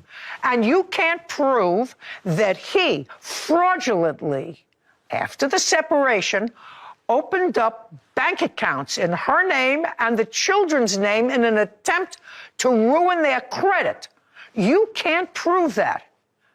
This is defamatory. You're accusing him of fraud, and you can't prove it. Okay, so that was not true, Mr. Diaz, what she wrote about you, or that she has no proof of it, that you opened up credit cards. The rest of it, fair game in this GoFundMe page. She can say that you were overbearing. She can say that her aunt was afraid of you. She can say that you stopped paying the mortgage. She can say that you closed out her credit cards. Did you do all those things, by the way? No. Did you stop paying the mortgage? No. I have proof. Just a second. No, ma'am. I've been living away from my home for now up to a year. Yes. I put the house on a forbearance. I've been paying $1,700 for rent to live outside since May. I want you to listen to my question very carefully, and let's not be slippery. Okay. I asked you if you stopped paying the mortgage. No. You've been paying the mortgage every month. She's going to show me. I don't want to know that you've been paying someplace else to live and you stopped paying. That's a reason. I'm just asking you a question. I expect an answer. Okay, so did you pay the mortgage? I paid up until I left the house. When I left the house... Well, that was in January of 2023. I had to call in. I said I was no longer employed, and I had to put the house on forbearance. Okay, fine. So the answer is you stopped paying the mortgage. Okay.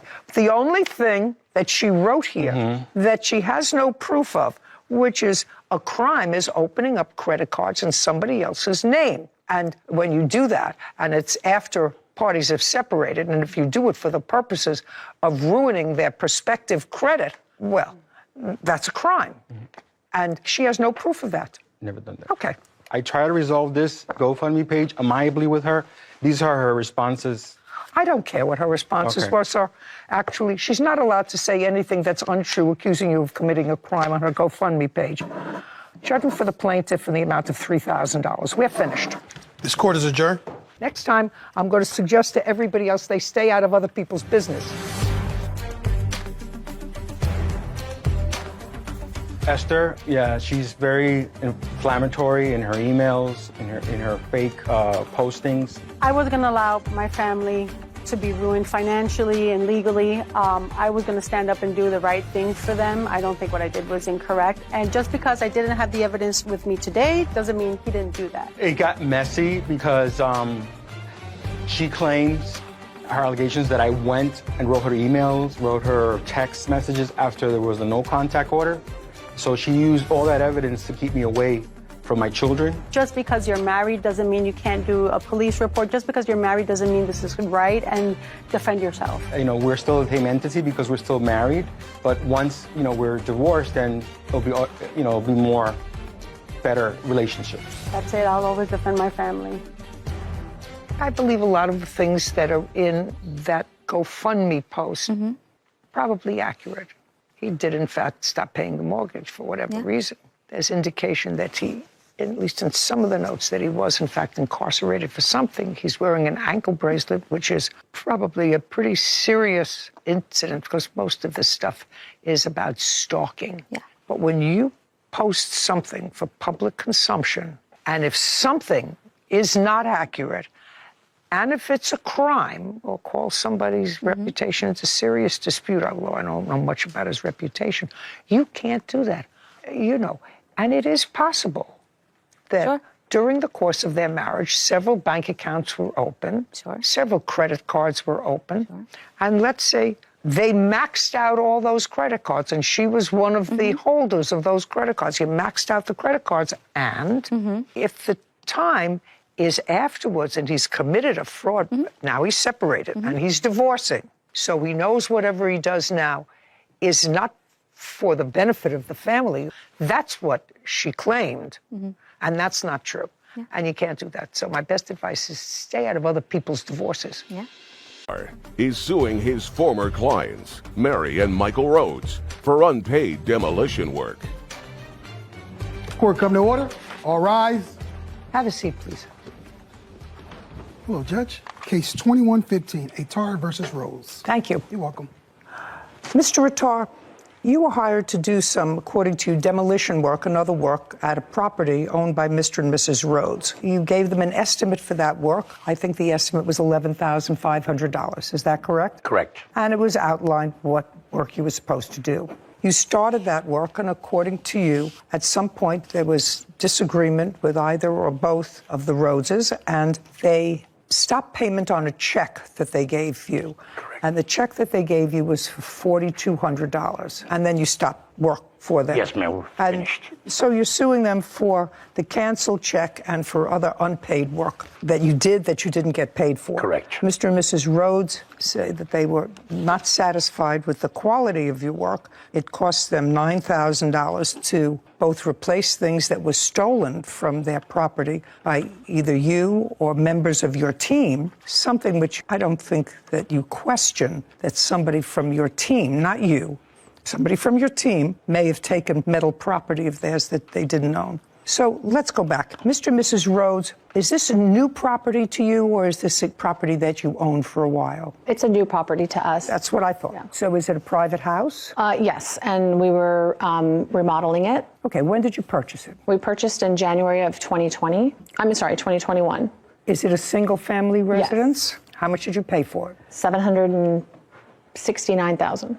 Describe the property to me. It's in northern Altaloma or Rancho Cucamonga. It's an acre property, has 2 levels on it, and a single-family ranch-style home on it right now. And what we asked him to do was demolition the lower half. Do you have a photograph? I do. I'd like to look at the photograph of what you wanted him to do.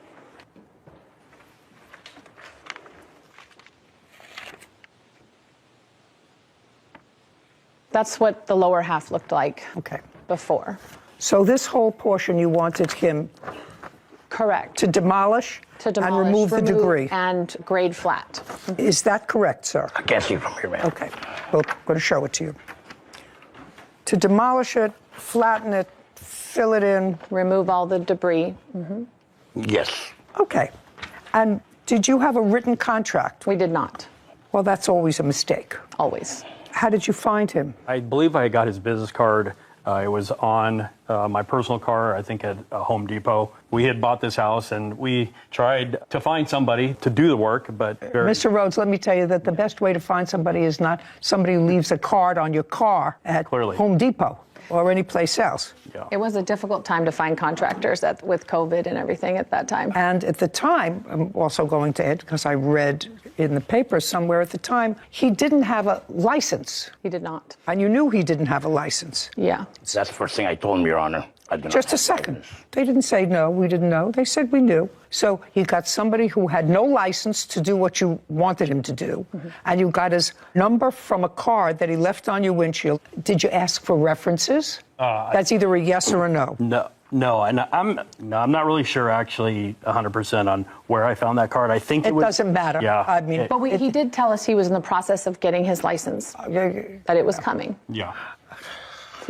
I know. What does that mean? It doesn't mean anything. You're two intelligent people. Okay. So you hired an unlicensed contractor to do work on your house and agreed to pay him $11,500. Now, Mr. Rattar, the $11,000 included labor and materials. Is that correct? There was no material. It was labor and bins.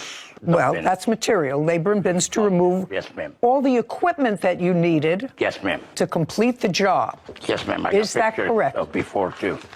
Of what I was supposed to do, and I took a picture. Well, no, I have that. You have the wrong picture, Your Honor. Okay, I'd like to see the picture that he has. I was supposed to do from the post all the way to the other post, remove everything, and the pool and the deck. Mr. Rattar, the $11,500 was an all-inclusive figure. Yes, Your Honor. One of the things that became an issue is a bobcat. Correct. From what I'm piecing together, you hired somebody in a bobcat to do a bobcat. That's a big piece of equipment that knocks down something. I rented a bobcat. And somebody who operated it. My worker. You didn't know how to operate the bobcat. I know how to operate bobcat, but I was controlling the demolition site, ma'am. I was like many things were going at the same time. I had to control everything. Mr. Rattar, something happened with the bobcat, the original one that you got. What happened with it? It broke down on us. No, it didn't break down on them. It broke down on you. On us. It broke down on you. Yes. So what did you do? I took it back, and next day supposed to deliver me another one, but they sent me a drunk driver and another broken down bobcat. I returned it. At that moment, I asked Mrs. Rhodes, can you please go down Home Depot, which is like a mile away, so we don't stop wasting time, rent a bobcat. Just a second. Why should she rent a bobcat, sir? Your $11,500 included the bobcat. But I was paid for it. No. If you're going to pay for it, that's one thing. Then what are you sending her for? If your $11,500 figure included all materials, then she doesn't have to rent a bobcat. If you rented one that didn't work, rent one that works. How much of a down payment did they give you? Presume was $4,000. When did you start the job? I started the job on 15th of January. When did you leave the job? I was asked to leave on the 2nd of February. On February 2nd? Yes, ma'am. Not to go back, I will call the cops on you. Between January 15th and February 2nd, other than the $4,000, did they give you any other money? Yes, Your Honor, they did. How much money did they give you? They gave me up to $7,000. So they gave you an additional $3,000? Yes, and $1,000 check. Your Honor, that was within the first week we gave him. It doesn't matter to me. My question was between January 15th and February 2nd, they gave you $7,000. Correct. Explain the other $4,200, which is the check that they stopped payment on. Okay. I'll happily explain to you. The Bobcat she rented for me on her behalf, it cost $329 to rent per day. And I rented for 1 day only, but they charged me $800. No, that's not correct. Just a second. I didn't ask you anything. Okay. Claims his former clients, Mary and Michael Rhodes, owe for unpaid demolition work. Mary and Michael are countersuing for lost wages, equipment rental, and missing property. Now, they paid you $7,000. Correct. They wrote you another check. The final check was supposed to be $5,000, but they only gave me $4,200 because they minus $800 for the Bobcat rental. Just a second. First of all, the total bill wasn't $7,000 and $5,000. $7,000 and $5,000, even my rudimentary math, is $12,000. That would be $500 more than your agreed contract, which was for $11,500. They gave me $6,500 because they gave me small checks. They gave me the first initial Just check, a second. They gave me smaller ones. Sir, you're the businessman, whether you have a license or not.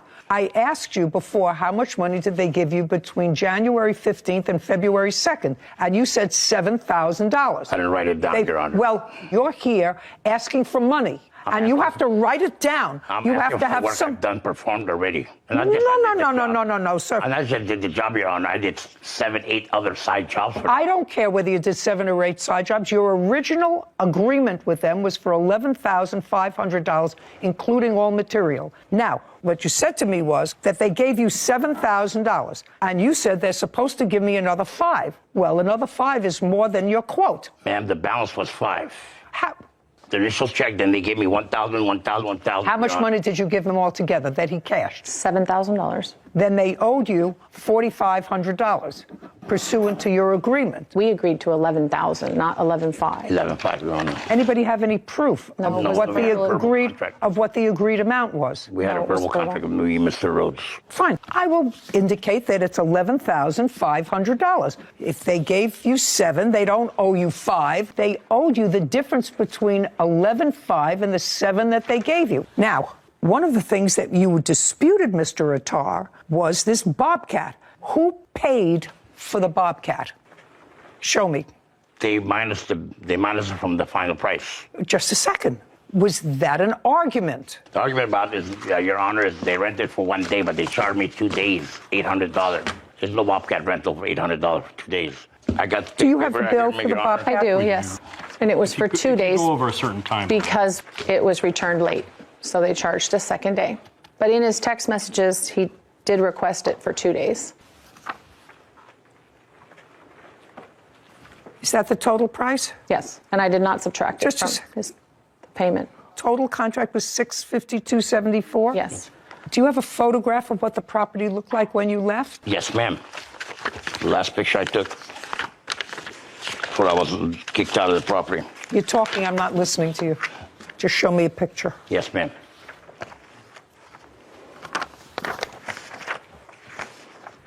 This is not a picture. Mr. Attar, you're the businessman. Yes, ma'am. This is your company. Yes, ma'am. Company requires, A, a license before you operate, which you didn't have. If you do. B, it requires a written contract. You're the businessman. They're people who bought a house who got your number off a windshield someplace. You're the businessman, and you want the parameters. You want them fixed. So I don't know if it's $11,000 or $11,500. Do you understand? Very much, Your Honor. Right. Well, that's your mistake. You look as if you've probably been in business for a long time. 14 years. And is what you're telling me you don't have written contracts? All my contracts are verbal. Then how many times have you been in court, sir? Never. Never. I never had a stop payment check. Never paid me on time, Your Honor. It's the problem. So when you finished, the debris wasn't all removed. That wood, they kept telling me, don't touch it. Their neighbor, cousin, whoever's going to come pick it up. That was just cut court wood. No. There's brick. There's wood, there's cement. We cleaned all that. I personally cleaned Just that. a second. What I asked you, Mr. Attar, was show me a picture of the property when you left.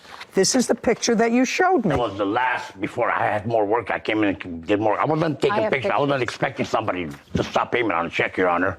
I was not expecting that. What it looked like when he left. What about after? Well, what are you showing me here? This brick that's here? They piled it there and then left it there. Well, that's probably a good one. No, it was supposed to be removed. So this is the back.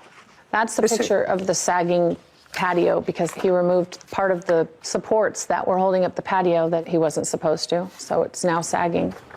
Now, this is the picture that you gave me when you told me this is what you wanted, leveled, cleared, and made flat. Right. Now, I want to see your picture of what this looked like when he left. You have it. It's in some of those photos. Flat's leveled.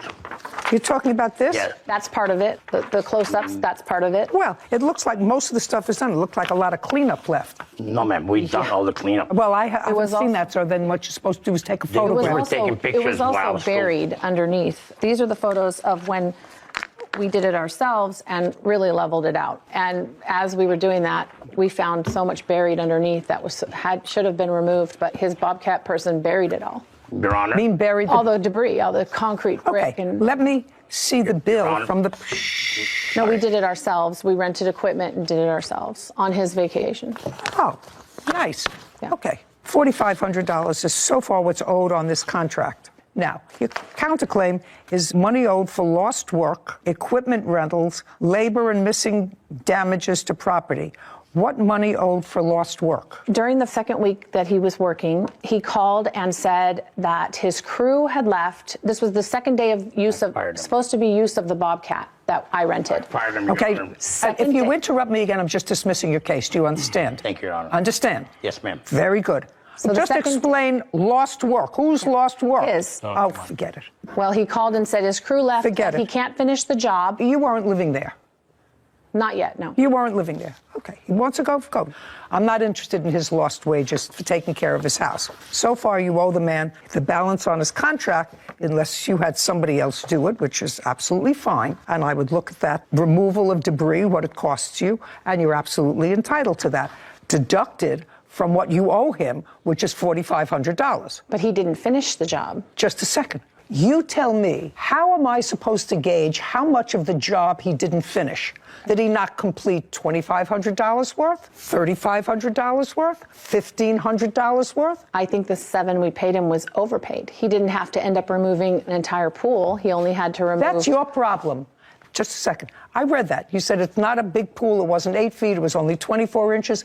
He gave you a price to level everything. Nothing delineated, nothing in a written contract. The pool turns out to be 2 feet instead of 6 feet or 2 feet instead of 8 feet. Well, if he was the contractor and he came out and he looked at the pool, he said, oh, this is an 8-foot pool, and it turned out it's a 12-foot pool, he'd be stuck with 11.5, just like you're stuck with 11.5 because it was shallower. Now, you owe him $4,500 unless you want to produce for me bills that you have for rental equipment, et cetera, and I will absolutely deduct that from the $4,500. Just give me the bills and the amount of equipment. Don't say nothing, Mr. Rittard. Mr. Rhodes, did you rent a Bobcat? The one that I cleaned up the yard with? Yes. I rented a piece of equipment. Jump up! Refusing to pay for demolition work. Mary and Michael claim he never finished the job and stole their property.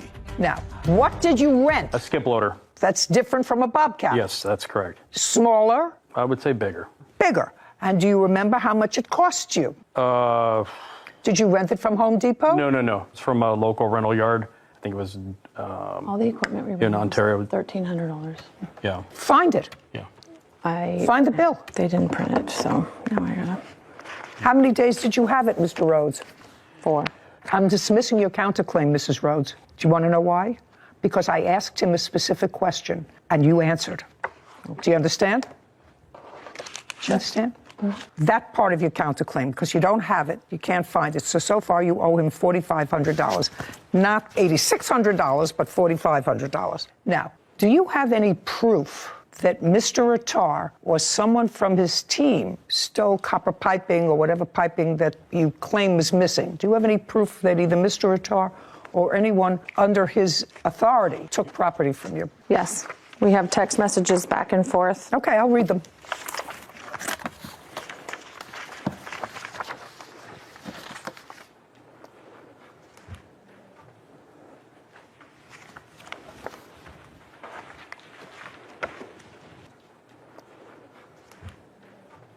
Okay, so what you're referring to with regard to the stolen property is you send a picture and there's a little piece of pipe there, one piece of pipe, and you say, Mike, did you or you guys happen to grind off 2 metal poles and concrete blocks? The kids use those for volleyball nets. And he says, oh my God, no, sir, but I'm guessing the person whom I gave my medal to, no problem, Michael, please give, and I don't see the rest of this message. Yes, so that was the beginning of things we noticed that were missing. Oh, I don't care. And then, this is what you're talking about? Yes, he's saying he let a metal person onto our yard, and they went and took everything that was metal. Okay. Okay, now, Mr. Rattar. Yes, Your Honor. I want you to tell me about the missing metal on this property. She was standing right there, and there was a metal guy that drives down the street. And you know how they pick up metal? No, I don't know that, sir. I'm a television personality. I don't know about people driving down the street to pick up metal. I've never had somebody drive down the street and say, I'm looking for metal. They don't even come down my street and ask if I want sharp knives. Okay. Do you understand? Very much, Your Honor. Do you understand? Very much, Your Honor. Okay. Who is this person? This person was picking up metal, and I asked for permission. I said, ma'am, can he come down the property? Just a second. Yes, ma'am. Was this person picking up metal for nothing? Yes, Just a second. Yeah. You're a business guy. Mr. Rattar, somebody drives down the street and says, you know, I see you're doing construction. Is there any metal around here that you want me to dispose of? Yes, ma'am. They do a lot. Yes. And then they look around. This is what you tell them. They look around and they take the metal for nothing. Yes, ma'am. This would be cheaper for me instead of load it on my trailer and take it to the recycling metal yard. So what metal did they take, sir? I assume everything that I gave them. What did you give them? Nobody went up there and cut no poles, ma'am. Well, they sent you a picture of a pole, sir, and in response to the picture of the pole, you said, oh my God, I'm guessing the person whom I gave my medal to. I'm guessing. No problem. And then you say later, tell me what it is, and I will either look high and low to get it back or replace it. That's what you say. Yes, I offered to replace it. That's what you say. I offered to replace it. Now, next question. I need an itemized list and what the value was of the metal taken. No, there's a list of everything. They're listed in there.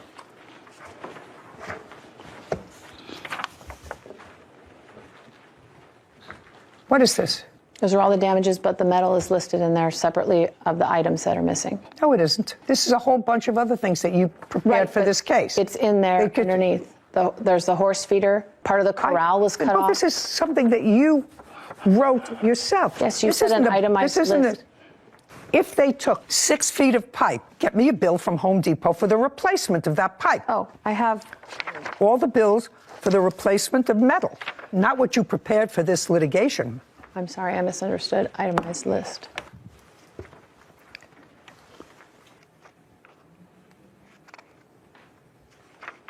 Did you take down a horse corral? No, Your Honor, I did not take no horse corral. I have nothing Horse to corral, do. is that metal or is it? It's made out of galvanized metal, yeah. They cut pieces off of that were sticking up to take to recycle, I guess. Just a second. Was there a 4-sided horse corral? Yes. That looked like this? Yes. That they took down? They cut pieces that were sticking up above the horse corral, attached to the horse corral. You're being petty. You're being petty. $306, Ram's price, galvanized wall-mounted horse feeder. Did you take a horse feeder? No, Your Honor, I got no... Yo, Mr. Rattar, $4,500. Judgment for the plaintiff. Counterclaims dismissed. We're finished. This court is adjourned. Well, his equipment broke, and he wanted us to rent the equipment for him. Equipment died because things break down. And then the next day, he calls and says he can't finish it. At that moment, I didn't have a credit card to my name. And that's the honest truth. So we pretty much figured that was job abandonment at that point. I'm going to have a written contract in the future. Don't hire Always him. hire a professional. I could not believe that your first question to him when he said that he'd been working as a contractor for 14 years was, and you've been working all 14 of those years unlicensed? Okay. I was waiting for the question. I was waiting at the edge of my seat, and it never came. Different minds. Yeah. Should have slipped me a note. I should have. You should have slipped me a note. No, that actually didn't cross my mind, but that's a good question. Yeah, oral contracts and no license. No license, but there's no question. He did the work. Yeah, no, I agree. He did the work, and they were really dickering over who was going to absorb the cost of this second Bobcat that they had to get, which was really ridiculous. If they had another contractor who came and completed the job, You would have awarded that. I would have deducted it from the $4,500 that they owed him. But absent that, the fact that he rented some sort of piece of equipment and came and cleaned up the property was not important to me, and the rest of their case was nonsense. Next time, they won't employ somebody for $11,000 from a card from your windshield. At Home Depot. From Anywhere. wherever, and not say, okay, listen, maybe I'll give him a shot. Give me 3 of your last references to call. It's a good lesson to people out there, I don't understand that. Yeah. Well, anyway. Wedding planner Tara Gordon is suing her former clients, Beatrice Jackson and Nicholas Smith, for the balance of a wedding contract. Court come to order. All rise. Have a seat, please. Case number 2030, Gordon versus Jackson Smith. Thank you. You're welcome. Miss Gordon, you're a wedding planner. Yes. You called her to plan a wedding that you were having in Las Vegas. Yes. It's your husband? Yes. The wedding was scheduled for what date? April 30th of 22. Your lawsuit against the defendants is for the balance of a fee that you say is due and owing to you. Ms. Jackson and Mr. Smith are counterclaiming for a whole bunch of things. They said that not only didn't they get everything that they paid for, that you selected the venue, and they were ejected from the venue because they weren't allowed to have a wedding there or serve liquor. So what was your fee that you quoted the defendants, and how much of that fee did they pay? My fee for planning the wedding was $4,000. And that $4,000, was that fee reduced to a contract? Yes, it was. I'd like to see it. Okay.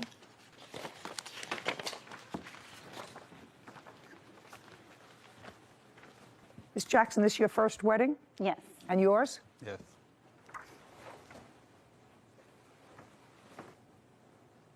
Okay, your total fee was $4,000 and a deposit of $2,000. Did they give you a deposit? Yes. Okay, so they signed an agreement to pay you $4,000. How much did they pay you in total? In total, for our planning fee, they paid No, in total, how much did they pay your company? $2,000. $2,000. Correct. So how our company is set up is we're set up as an affordable payment plan for a wedding. So we set up our clients on a payment plan. So they also pay the expenses of all of their wedding through us. So you have to send them an invoice for what it was that you spent for the vendors. Correct. Okay. And then also the default of that contract states that if they miss payments, they have breached the contract. That's why we're here. Each of you is accusing the other of breaching this agreement. You say that they didn't finish paying you what they owed you, and they say you didn't furnish the services to them that they signed up for the wedding. They gave you $2,000, and the wedding was supposed to be held where? The banquet hall. Did you send them a deposit? No, because at that time she had not paid enough money. Just a second. The answer is no, you had not sent them a deposit. No. Had they sent you the deposit of $2,000? They sent me the deposit for our planning fee, yes. I'm talking about for your planning fee, $2,000. Yes. And how much was the deposit for? 50% of $16,000, which was $8,000. And where is the invoice for that you sent them? I don't have that invoice because she was not able to secure the venue. I read it. And from what I read in your complaint, the original venue that you secured, according to you, was rendered unavailable because of a broken pipe. That was the second venue. We went through 3 venues. The first venue, she lost that venue because she could not keep up with the payments and did not submit money for a deposit. The second venue was the R&R Event Center. That venue she lost because a pipe broke in the venue. Okay, just a second. R&R Event Center. And when was that taken? That was booked on March 11th, 2022. And I do have the invoice for that. And how much was it? $2,250. Okay, that's much better than $8,000. Okay. Did she put in a deposit? Deposit was made from the monthly payments that she makes towards her wedding. Show me invoices that you sent her every month. Yes, I have that. Well, I'd like to see them. This is the statement of the account. It lists all the invoices that she was sent on a monthly basis. So she paid you the $20,000 that was invoiced. Her wedding cost a total of $23,600. No, that's not what I said. Opening balance was $0. Invoiced $20,000 $451.57. Paid $19,356.57. That's what this says. Uncross your arms. Correct. No, that's okay. That's so correct. She paid for everything. Now. No, she didn't pay for everything because, as I just stated, her wedding cost a total of $23,681. Let's go back to, because I see that we're not getting anywhere. Before her wedding, before anything happened, before she said, I do, and before he says, I take you, she paid practically $20,000, which was your original estimate and her budget for the wedding. Just a second. That's either a yes or a no. Before the wedding, your original budget that you were given by the defendant, I read the papers, was $20,000. So, and as that's either a yes, I read the papers, or a no. Yes, that is the budget she stated she would like to stay around. But however, in planning a wedding, you cannot give an exact of how it's going to cost. I didn't say that. I didn't, so Madam, pay careful attention to me. I've made 16 weddings. I've had 16 event planners. I know exactly how it works, and I know exactly that you can't always predict to the $100 or $50 or sometimes $500 how much more the wedding is going to cost. It never costs less. That's not what I said to you. I said by the time the wedding took place, she had paid the vast majority of the original amount that she said she wanted to spend for the wedding. And that is accurate. She said she wanted to spend $20,000. She gave you over $19,000. Did that include your fee? No, it didn't. Just a second. So the answer is no. That's what she wanted to spend, exclusive of your fee. Correct. Now, of your fee, she gave you an initial deposit, or they did, of $2,000. So that's either a yes or a no. She gave you $2,000. Did she ever pay you the other $2,000 for the fee? And the rest of the expenses that you want are the additional expenses over and above the $20,000 that, stop shaking your head, over and above what she originally said she wanted to spend. Correct. Now, I'm going to get to what happened just about a week before the wedding. Okay. You had booked a place. She had paid for the place, $2,250. Yes. And that was at R&R. According to you, something happened at R&R. Stop shaking your head. It's annoying. Something happened at R&R. What happened at R&R and when? Correct. The wedding was scheduled to happen on April 30th. Tell me what happened at R&R. I was informed by Rico, the owner, sitting on that side, that a pipe had busted and the venue would no longer be available for usage on her wedding date. And on what date was that? It was around the week before her wedding, or 2 weeks before her wedding, sorry. Date? I don't have the exact date. You own, manage, or what, this R&R? I'm the owner of R&R Event Center. Okay, tell me your last name, sir. Cox, C-O-X. Do you remember having a conversation with the plaintiff about the venue? Yes, ma'am. Do you remember when it was? March 25th of 2022. Can you tell me what you said to her and what she said to you? We had a conversation. I'm like, hey, problem with my venue. I had a pipe that busted. I won't be able to host her wedding. Well, the reception, I should say. So I informed her I can put her in contact with other venues that I may know, or I could send her back the deposit. She asked for the deposit back. I sent the deposit back probably within the hour. How much was the deposit? $2,250? No, ma'am. How much was it?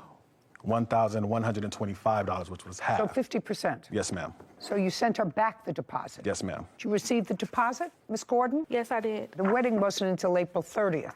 So you had plenty of time. Well, not plenty of time. You had time to look for a new venue, or else they were going to have to change the date. Correct, and they found it. Shh. What venue, you can sit down, Mr. Cox, thank you very much. What venue did you select? And had you ever used them before? No, I had not. I never worked with a challenge budget like this for a venue. If you don't like the budget, don't take the gig. Yeah, I won't. And that's where the reception was held. But that venue was not allowed to have this kind of party. I was not aware of that until the day of the wedding. That's your problem. Mm-hmm. That's not their problem. They hired you as an event planner. They did, and they got a wedding. The wedding went the entire time. The wedding was not closed until after the wedding had already ended. So they used the venue regardless. Okay. Miss Gordon, it's your job as the event planner, which is what I don't understand you being here. It's your job as the event planner. They don't live in Las Vegas. That's your job to ensure that the place that you select is a venue that's capable of performing the duties that you outlined in your contract, which means they serve food, they're allowed to serve liquor, they're allowed to dance, they're allowed to host an event of how many people? It was supposed to be 120, but all of my guests didn't get their invitation. So. Okay, so over 100 people. Your Honor, it wasn't that they were not allowed to have the wedding there. They were allowed to have the wedding there. What they were not allowed to do was the business was not allowed to operate after a certain time, and that is what the business owner produced to us. Just a second. You want to show me a contract that she signed with that business owner? Ms. Gordon? Yes, I do. Yeah, I would like to see the contract that you signed with this business owner.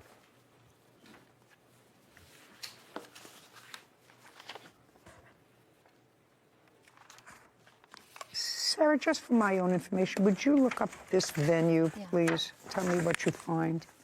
Sure.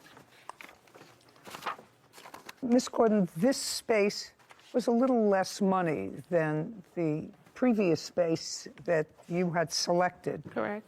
$500, $700? Yes, and that's because they were not providing all of the things that the original event place was providing. Was this event space that you booked at the end of the evening, I don't want to use the word raided, closed by the police?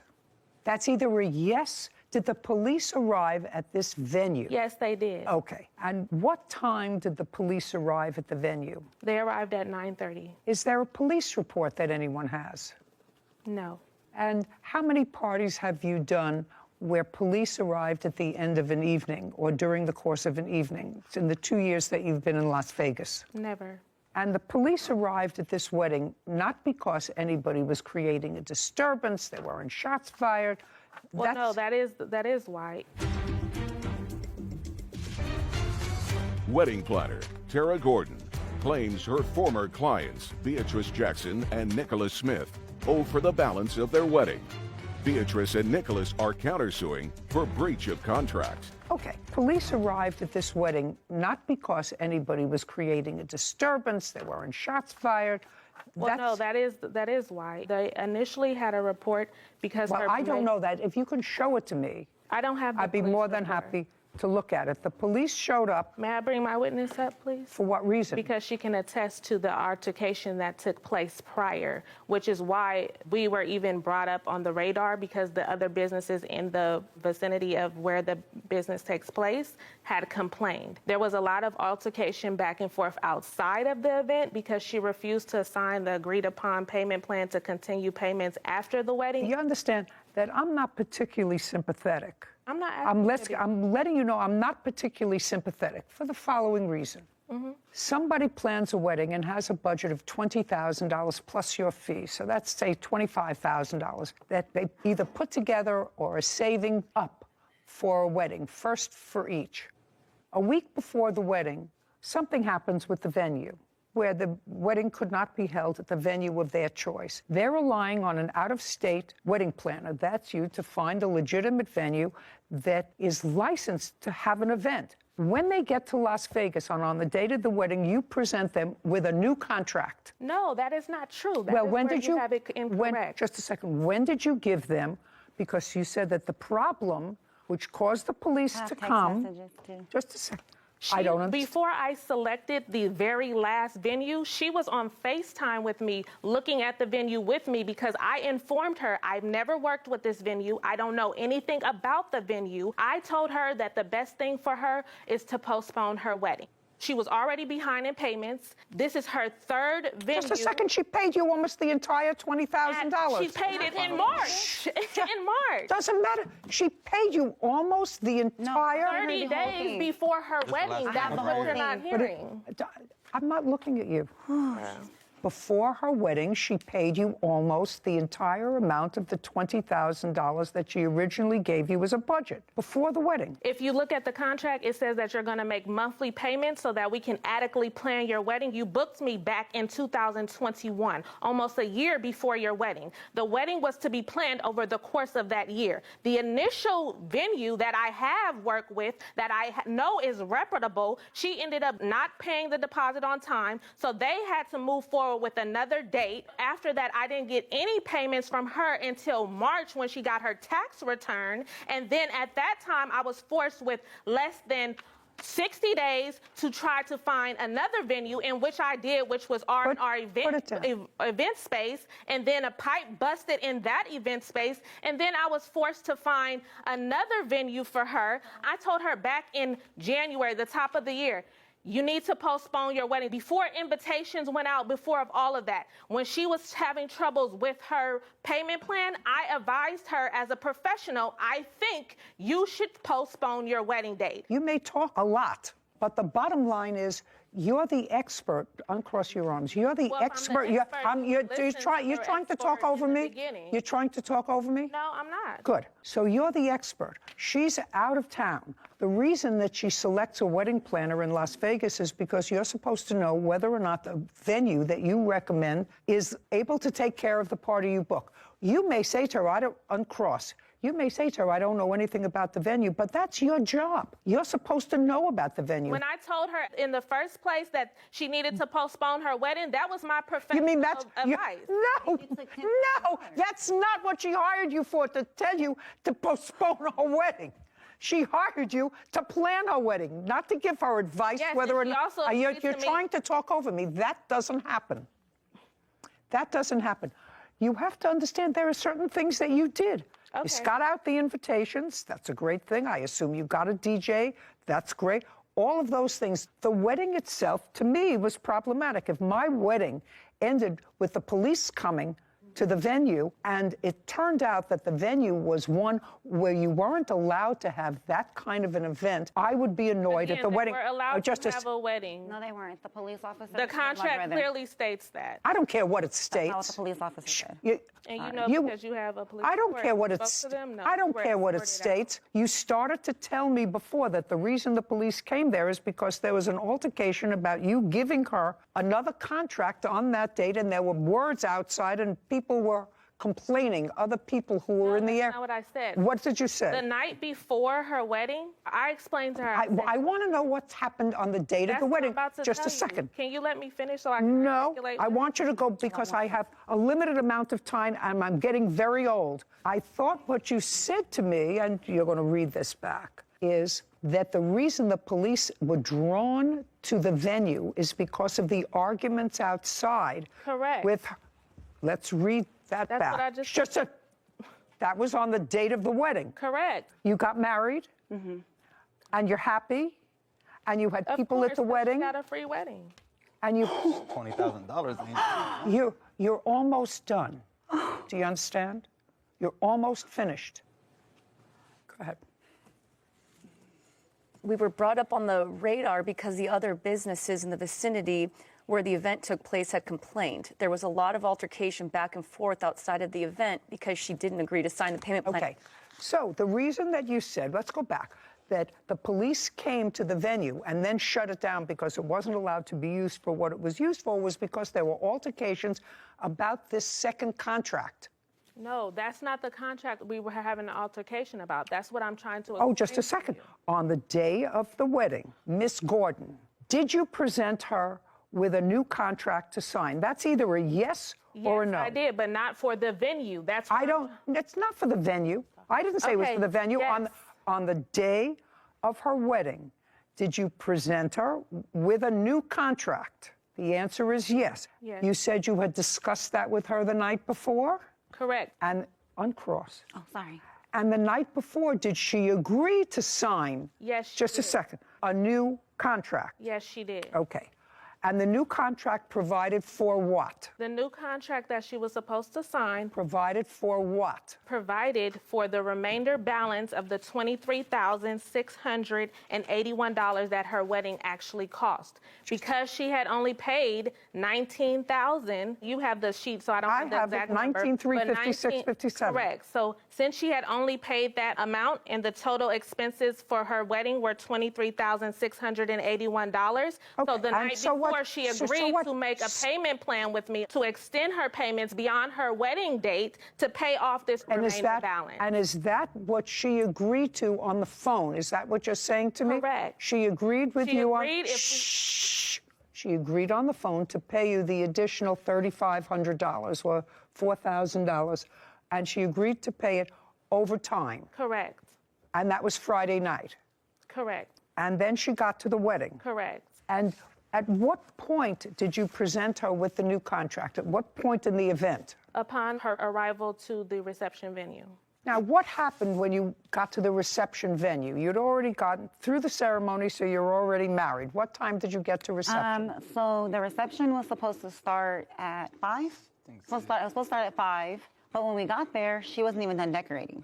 All of my family stayed outside for another hour, including my grandmother, my grandpa. We waited in cars. Okay. I said it was supposed to start at 5. At 5. This venue that I have here someplace, you have it? I think it was supposed to start at 5:30 and end at 10:30 per the contract. Okay, thank you. Was it supposed to start at 5:30? Yes. What happened at 5:30, Ms. Gordon? I presented her with the contract, and then she refused to sign it. Her guests were waiting outside because she was refusing to sign it. When she refused to sign it, because our agreement was she was going to sign the agreement before we started the reception. When she said that she did not want to start the reception, I responded and I said, we will pack all of this up and my staff and I will leave because now we're not being paid for our services. What time did the police arrive? Wedding planner Tara Gordon has accused her former clients, Beatrice Jackson and Nicholas Smith, of refusing to pay the remaining wedding balance. Beatrice and Nicholas claim Tara booked an illegal venue for their reception. So, what time did the police arrive? The police arrived at 9:30. And did the police tell everyone to leave? Yes, they did. And told everyone that they had to leave? They arrived and they told me that everyone had to leave. Whether they told you or whether Yes. they told them. Yes. They said the place had to be clear. Correct. And that was an hour before the termination of the event. So at the end, the event was... The event was supposed to end at 10:30. Police arrived at 9:30. That's according to you. That's an hour short of the event time she was supposed to have at the venue. No, the event was supposed to end at 9:30. This is her timeline of events that was supposed to take place. This is the contract. That's the time that I have the venue too. I have to clean up. The agreed upon timeline is here. The wedding was supposed to end at 9:30, giving me an hour to clean up. I'll take a look at what you have. I'm just telling you that this is the signed contract. That's signed between me and the venue because they were giving me an extra hour to clean up. That doesn't say that in here. Because I booked it for a timeline. I booked it from 5:30 to 10:30. I outlined everything that takes place. It ended at the last song of the night was at 9:30. And she went through the last song. We made it through the last song of the night on time. Could I take a look at that? I just can't wait till it's my turn. Well, the last song of the night was supposed to start at 9:30. Yes, and it started earlier because we made it through and she was done dancing. And by the time the police came, it was just mingling and dancing going on. So she had made it through her entire wedding reception is what I'm trying to state. Yes, Mr. Cox. Please. Hey, Your Honor, I'm back. That's not true. The police actually came at 9 o'clock and... Were you there? I was the DJ. You were the DJ? Yes, ma'am. Oh. That didn't get paid. Don't. Oh, he got Don't. paid. He got paid. Speak. So the police arrived at 9 o'clock. That's correct. And what happened when they arrived, Mr. Cox? So, by the way, did you know them before the wedding? No, ma'am. Did you know her before the wedding? Just conversation that we had via Facebook or telephone. No, he did not know me So, no. prior to the I'm not talking to you. I'm talking to him. She booked your services. Yes, ma'am. And how much were your services for the night? My DJing services were $500. Were you paid? No, ma'am. What happened when the police arrived? The police came, asked everyone to leave. Do you know anything about this venue space where the wedding took place? Yes, ma'am. Tell me about it. It's a storefront. So are a lot of venues in Las Vegas. Your case is dismissed. Do you understand? This is not a free-for-all. As far as I'm concerned, you got almost exactly what her budget called for. And I have one vendor that wasn't paid. Because she didn't pay. It's clear. Well, how do I know that you paid the other vendors? At least I know one vendor that you didn't pay, and she paid almost $20,000. They got paid because, okay. I have two things. I have one vendor that's here that wasn't paid. You were paid almost $20,000. The balance, part of it, is for your fee. Part of it is my for... fee was not... Are you saying that part of this money that you're suing for, this $4,000, was not part of your fee? The $4,000 that I'm suing for is part of my fee. Of course, that's what I said. So part of that money was for your fee, and part of it was for vendors. I have one vendor here who says he wasn't paid. Well, I have receipts from other vendors if you like to see. No, I know you had a lot of vendors, but you didn't pay him. He's the only I didn't pay him body. because she didn't pay me. It's clear. She didn't pay me enough money to pay her venue. I have here proof of how much every item in her wedding cost, which exceeded the $19,000 that she paid. Clearly, she owes more money. That's the facts of the matter. She owes more money to what her wedding cost. She's countersuing you for ruining her wedding because you booked it at a venue that wasn't allowed to have a wedding. She's got a counterclaim for far more than your claim. Bottom line is, she picked a wedding planner, she picked a venue, she tacitly approved this change of venue. Both of you had to at the last minute, but you did that relying on the wedding planner to find a venue that was capable to hold the event, and it wasn't. It wasn't. That's your job. Your job is to find an appropriate place so that the police don't raid a wedding a half hour before it's over. That's not the way a wedding is supposed to end. So what I want you to tell me is you're suing her for $4,300. How much of that $4,300 is your fee? $2,000. And you didn't pay him? No. So that's 24 minus 500. You didn't pay him because you have to pay him. I pay him. Part of He's it already was to pay him. I'm deducting it. Okay. I'm not paying you for your fee. Okay. You booked the wrong space for your fee. So far, I have $1,825. Other than the DJ, who else didn't you pay? I'm very clear. Other than the DJ, he's going to tell me, the DJ is going to tell me, other than the DJ, who else didn't you pay? Mr. Cox, could you stand up, please? You seem to want to tell me something, and since you didn't know either one of these parties, I'm going to let you tell me. Do you know any other vendor other than you who wasn't paid? The bartender also was not paid. Bartender. That's correct. Which is his wife. That's correct. I don't care if it was his wife or not, it was the bartender. Right, but what I'm saying was the bar was included. How much were you supposed to pay the bartender? The bar and the bartender came with him. He offered to do the bar and to DJ because his pipe busted. So what I'm saying is, he said, I'll bring my bar and I'll do a cash bar, meaning that's because a bar you can't have for $500. So we'll do a cash bar. Correct. Did you do a cash bar? Yes, ma'am, I did. Okay. So you made some money off the cash bar? Yes, ma'am. Yes, of course. Got it. Now you can sit. So what you paid him was $500 for both. And $150 for the bar. $650 total. That's what he charged them outside of the wedding. This is a very easy case for me. You were paid almost $20,000. I wasn't paid anything. I was paid $2,000. And I would feel doubly furious if on the day of my wedding, as a new bride of an hour, the event planner said to me, you can't go in unless you sign this contract modifying our first contract. The contract was not to modify. Your case is dismissed. We're done. Okay. This court is adjourned. So you counterclaim. There are some things that I realized that, I could have done better. Basically, 10 days before the wedding, add additional $4,000 on top of $20,000. That never happened. It was just her way of just trying to come up on more money, in my opinion. At the end of the day, she had got her wedding. I'm actually sometimes surprised at professionals like this woman, who is an event planner, has a reputation. She was almost fully compensated for this event. And the wedding was, if it were my wedding, I would say, it's ruined by having a police shut it down. We had a wedding a month ago. What would you think if the police? You would not be happy if you paid any amount of money to a professional and had that happen. I really thought it was outrageous. The whole thing was just tacky, waiting outside the venue when she got there from the ceremony, and before she could go in, she had to sign the contract. That's really not what you do as a professional. Bad business. Bad business. Carla Sacco is suing plumbers Robbie Shelton and Scotty Foy for water damage.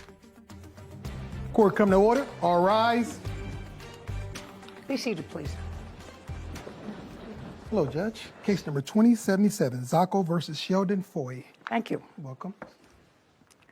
Miss Sacco, you had some sort of a problem in a shower in your house. Yes, Your Honor. Tell me briefly what the problem was. I had a small dribble coming from around a shower valve that was in my master bathroom shower. Tell me what valve it was. You know, I'm not a... Well, I have a picture that I can show you. Just make a circle where the problem was.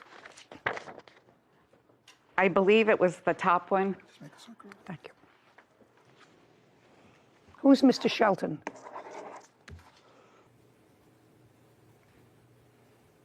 Let's change places with each other. Thank you. Okay, and you saw a water drip? Yes, very fine little drizzle coming. You saw water dripping, and according to my complaint, you had seen around the neighborhood a truck, Foy's Plumbing. Yes, I have. And that's how you got to Mr. Foy? Correct. My neighbor had used him. Did you speak to the neighbor, or did you just remember seeing the truck? No, I spoke to my neighbor. Okay. Can you tell me on what date you noticed the leak and on what date you spoke to the neighbor? Probably around the 10th or so of December. That was in a shower that you don't use, but your husband uses? I'm widowed. Okay, so who told you about the leak? The housekeeper. Okay. And then did you check it yourself? Yes. And this small leak had been there for a couple of weeks before you got to Mr. Foy? Correct. After you spoke to the neighbor and confirmed that this neighbor had used Mr. Foy, when you called Mr. Foy, did you actually speak to him? No. Who did you speak to? It was a woman that answered the phone. Who answered the phone? Do you know? Alma did. I'm the office manager. Okay, could you stand up, please? Tell me your name. My name is Alma Valdez. And you work for Mr. Foy? Yes. And you have a plumbing company? Yes, ma'am. How many employees do you have in the company? Right now, only 3. He's not one of them? Yes, he's one of the employees. How long has he been an employee? Well, on and off, 15 years. What does that mean, on and off? Well, a couple of times he went to work for another plumbing company and then came back. Was he an employee of your company, pay careful attention, in December of 2021? Yes, he was. Okay.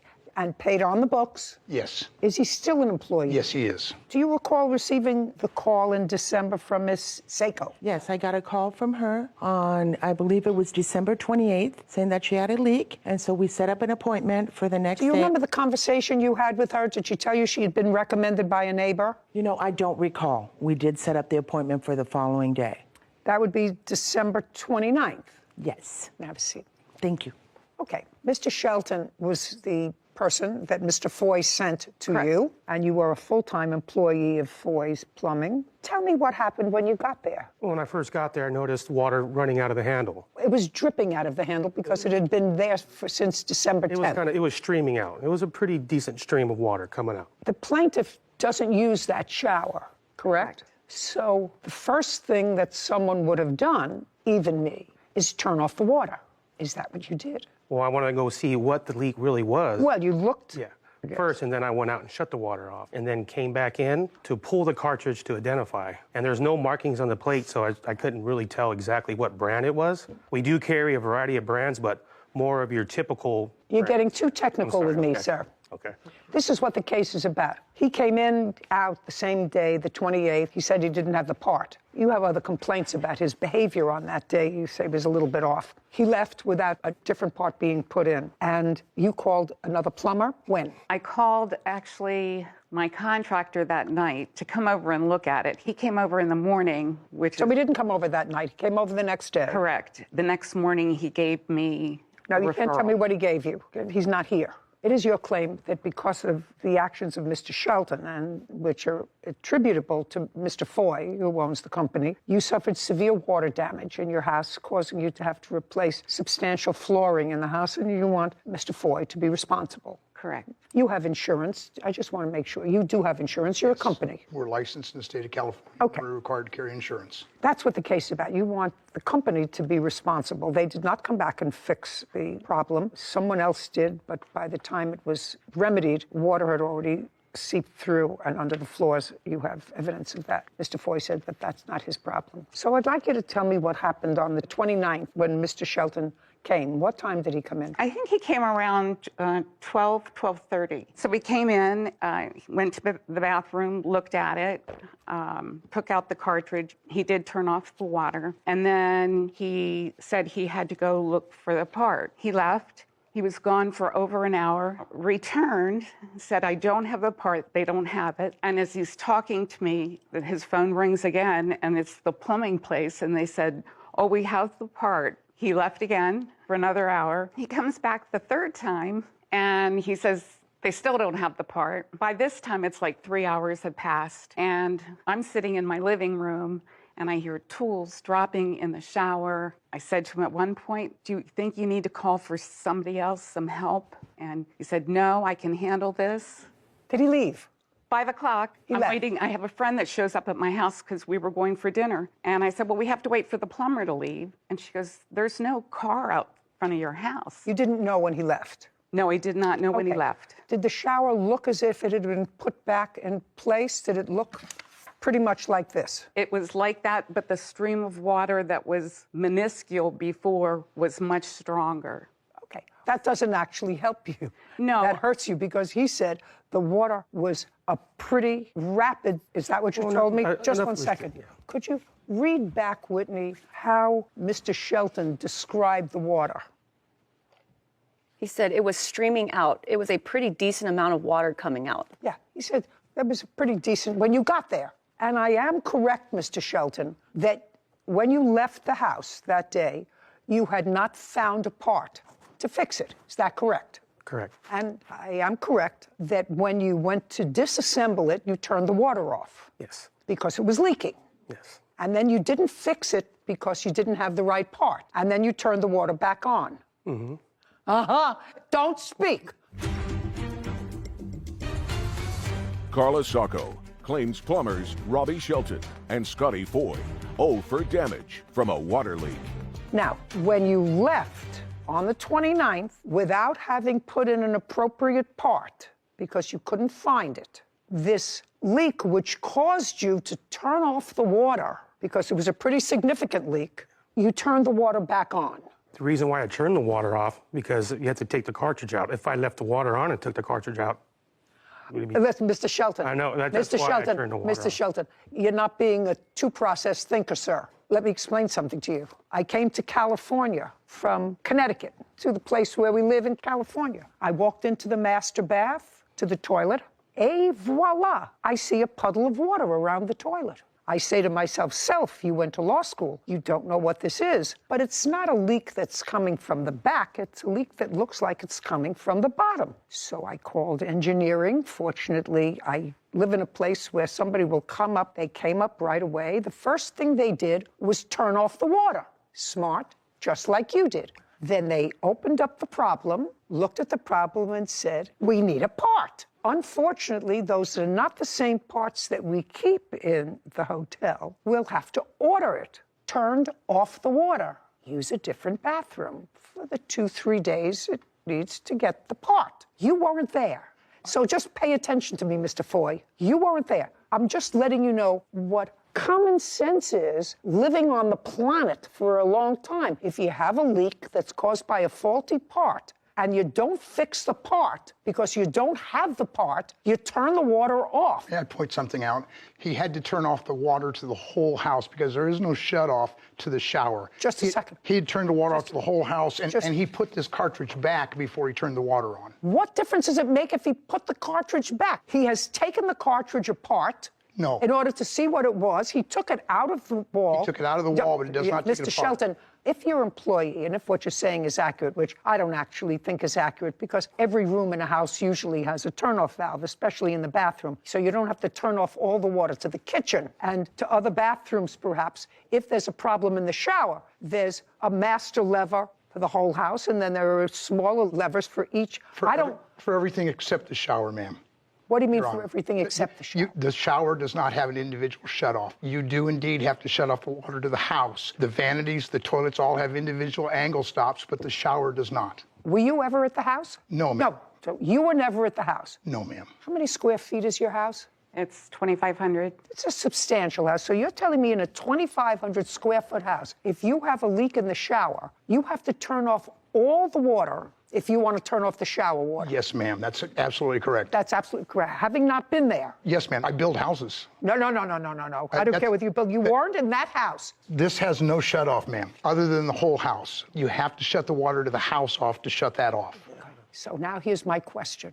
Did you tell the plaintiff that she had two options, either to shut the water off in the whole house until you could get a part because there was still a leak, or you could leave it on, but you have to watch it because according to you, the water was substantial that was coming out. She said it was a trickle. You said, oh, no. It was a steady stream of water.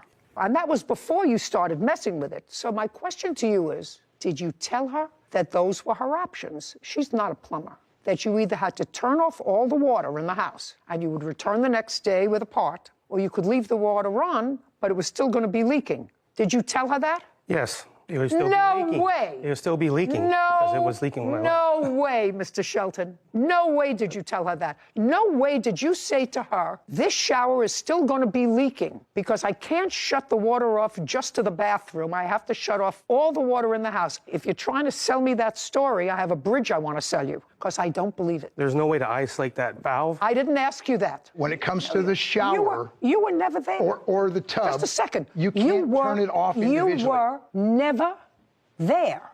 I have this question for you. How many bathrooms do you have in your house? 3. When he left the first time and he shut the water off, did he indicate to you that you couldn't use the water anywhere in the house? Yes. I believe he told me at first that he was going to shut off the water to the house. Okay, so you knew. So you couldn't use any other of the toilets in the house? No. Okay, you may be getting better. When he left, did you use the bathroom? The answer is yes. Yes. So you knew that the water had been turned back on? Oh, absolutely. In the house. Just a minute. So you knew the water had been turned back on in the house, even though he didn't tell you I'm turning it back on. You knew. And you knew that he hadn't fixed the problem. Correct. So you knew that you better watch this, which is why you called your contractor to come and look at it. Correct. You're getting better, Mr. Foy. You're coming into a better place, you see? Things work themselves out. Now, you know that the water is still dripping. You know that there's still a leak. Correct. You know that if you use the water, that water is still going to be a steady stream coming out. You didn't get another plumber there until when? The next morning. Well, that's your contractor. You said he came the next morning. No, I got a plumber there the next morning. Okay. And they came, and did they fix the valve? They had to open the wall to cap off the hot and cold water. So it was a big job. It was huge. I neglected to say it in the beginning, but when he took the shower valve off, he looked in the wall and he said, "It's dry in there, you're lucky." So that next morning when I walked into the master bedroom and I was walking in wet, I did call the Scotty Wood. Mm-hmm. Now tell me where you felt it when you walked into the master bedroom. Do you have wood floors there or carpet? It's all wood. And it was right as I got to where the bathroom and the master bedroom meet. There's no door. So it was outside that it was wet. I thought my dog had an accident on the floor. And prior to the 29th, it's not getting to look good for you again. Prior to the time, Mr. Shelton... May I clarify? The room that she's talking about, the shower's here. Robbie's working in the shower where it's all tile. And we never went into her bedroom. Yes, you did. You have to. You can't tell me that because you weren't there. Is the bathroom adjacent to the bedroom? So to get to the master bathroom, you have to walk into the master bedroom and make a left. Okay. Now, Mr. Shelton, you recall saying to the plaintiff, when you looked in the wall, you're lucky it's dry in here? I said it looks dry. I'm not next. Just a second. Mr. Shelton, you wouldn't have said to her, it looks dry in here, I'm not an expert. An expert on water damage. Say? Yeah, I didn't, you can't really see into that wall because it's tiled, right? You can't really look into the wall unless you open it, but there was no reason for me to open it. Evidently, you're wrong. Either you were wrong that it was dry, or when you put things back together again, something didn't work. Carla Sacco has accused plumbers Robbie Shelton and Scotty Foy of causing water damage to her home. Robbie and Scotty claimed the leak had been there for weeks. Mr. Foy, you have a lot to say for someone who was never there. Someone who's been a plumber for 40 years. Just a second. I've been alive with houses for longer than you've been a plumber. Right? And there are certain things just from being on the planet This leak was first detected more than 2 weeks before your plumber got there, right? That's what she says. However, within that 2-week period, there was no water damage to the wood. The only time there was water, listen, you can shake your head all you like. This is the timeline. We got called because there was a leak, ma'am. No, you got called because there was a leak in the shower. And according to her, it was leaking for 10 days. Mr. Foy, what I'm telling you is he would never tell me that when he got there, he noticed anything that would have suggested to him that he best keep the water off in that house because there was water damage. He didn't notice that. He just took it apart, couldn't find a part, put it back together again, whichever way he put it back together again, and the next morning there was a flood. Now, that's the time sequence because she called you the next morning, couldn't get you at 8:30. I don't know whether she used a house phone. I don't know if she used a cell phone. A cell phone. Cell phone. So she would have a record of calling you at 8:30 the next morning because there was a problem. She felt water. So before your technician got there was no water coming up in her bedroom on the wood. And that had been water dripping, he says, a lot. She said it was a trickle for 18 days. Into the shower, ma'am. It was dripping into the shower. Until he touched it. After he touched it, it was no longer leaking in the shower. Now it was going through the wall. I'm just telling you, that's the time sequence, unless you believe in miracles, things that, just happen.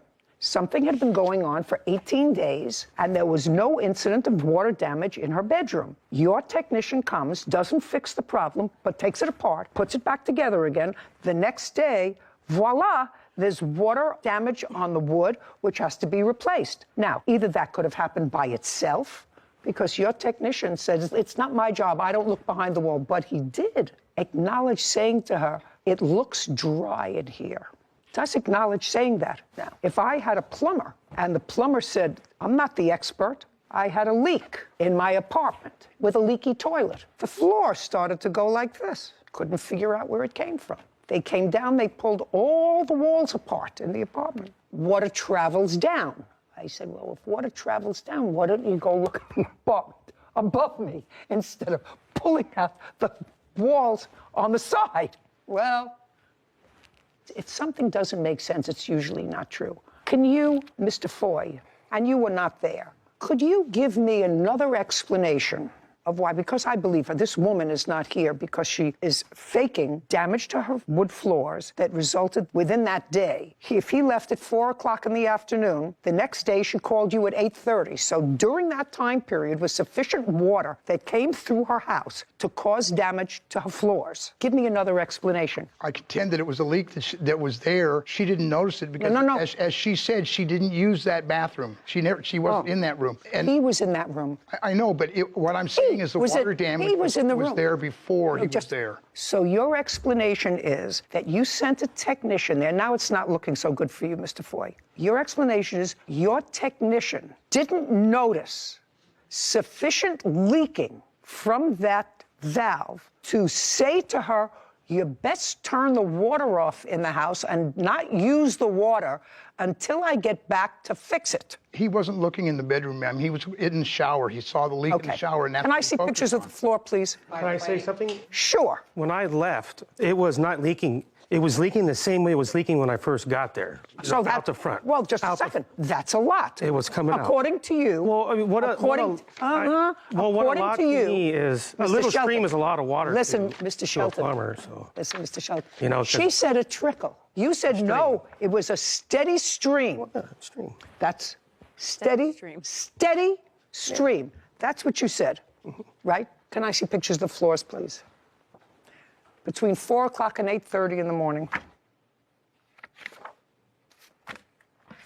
Can I see the bill to fix it, please? I also have the person that fixed it. He wrote what he did. Oh, yeah. Okay, kind of itemizes that. Would you show this, please, to the defendant? Yes.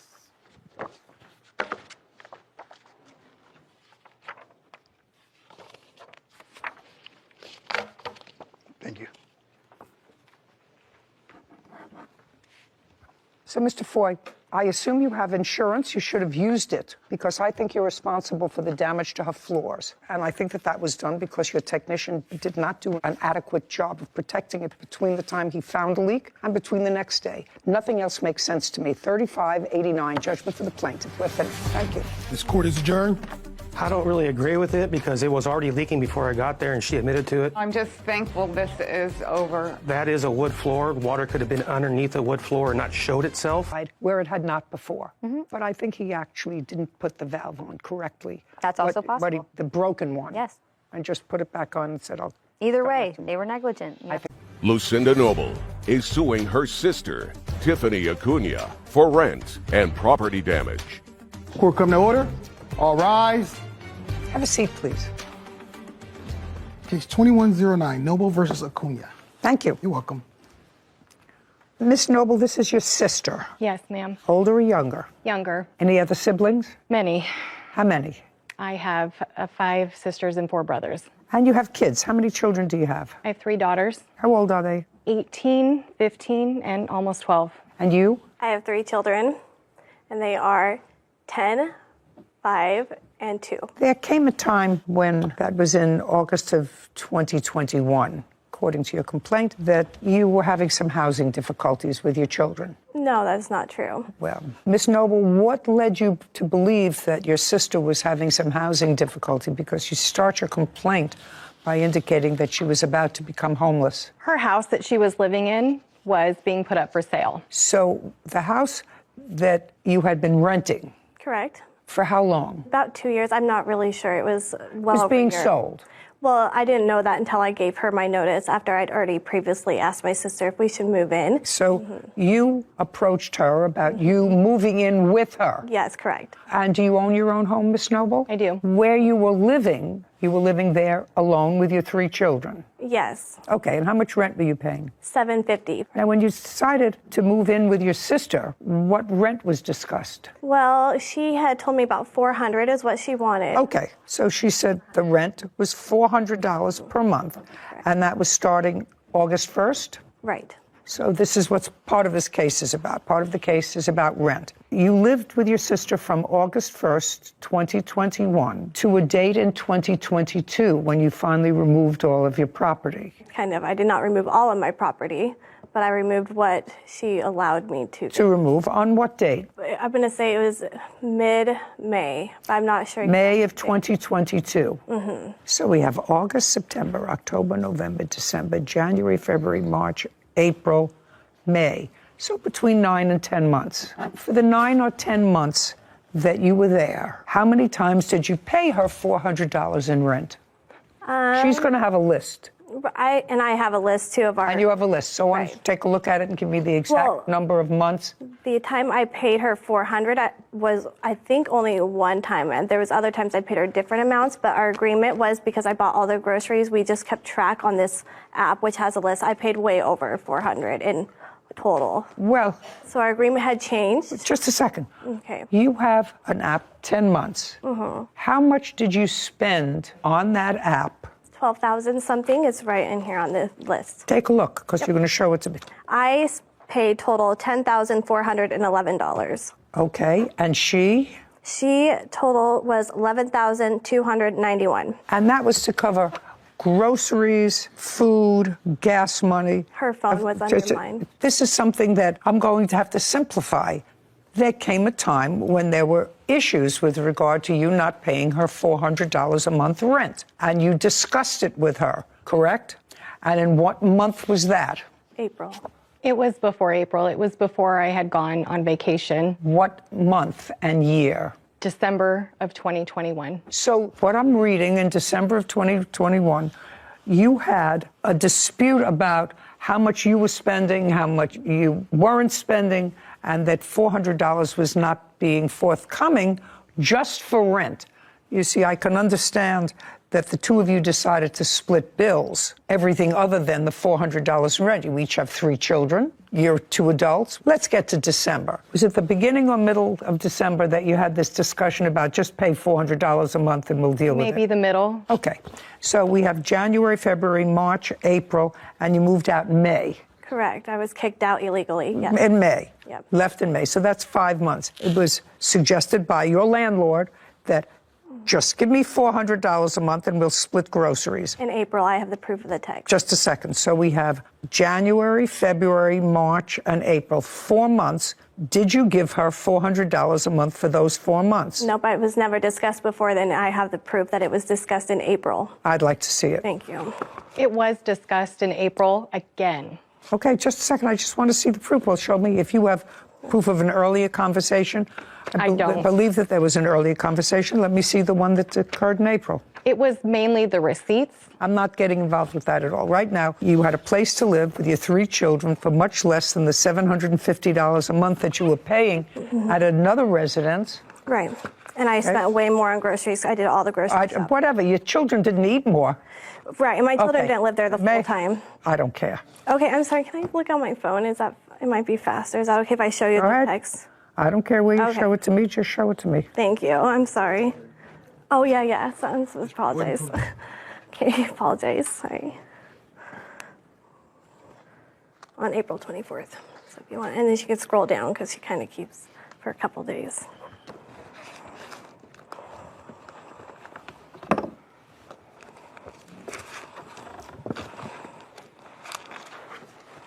Oh, that wasn't an agreement, madam. These were final acts of desperation to get you to pay $400 a month. Here.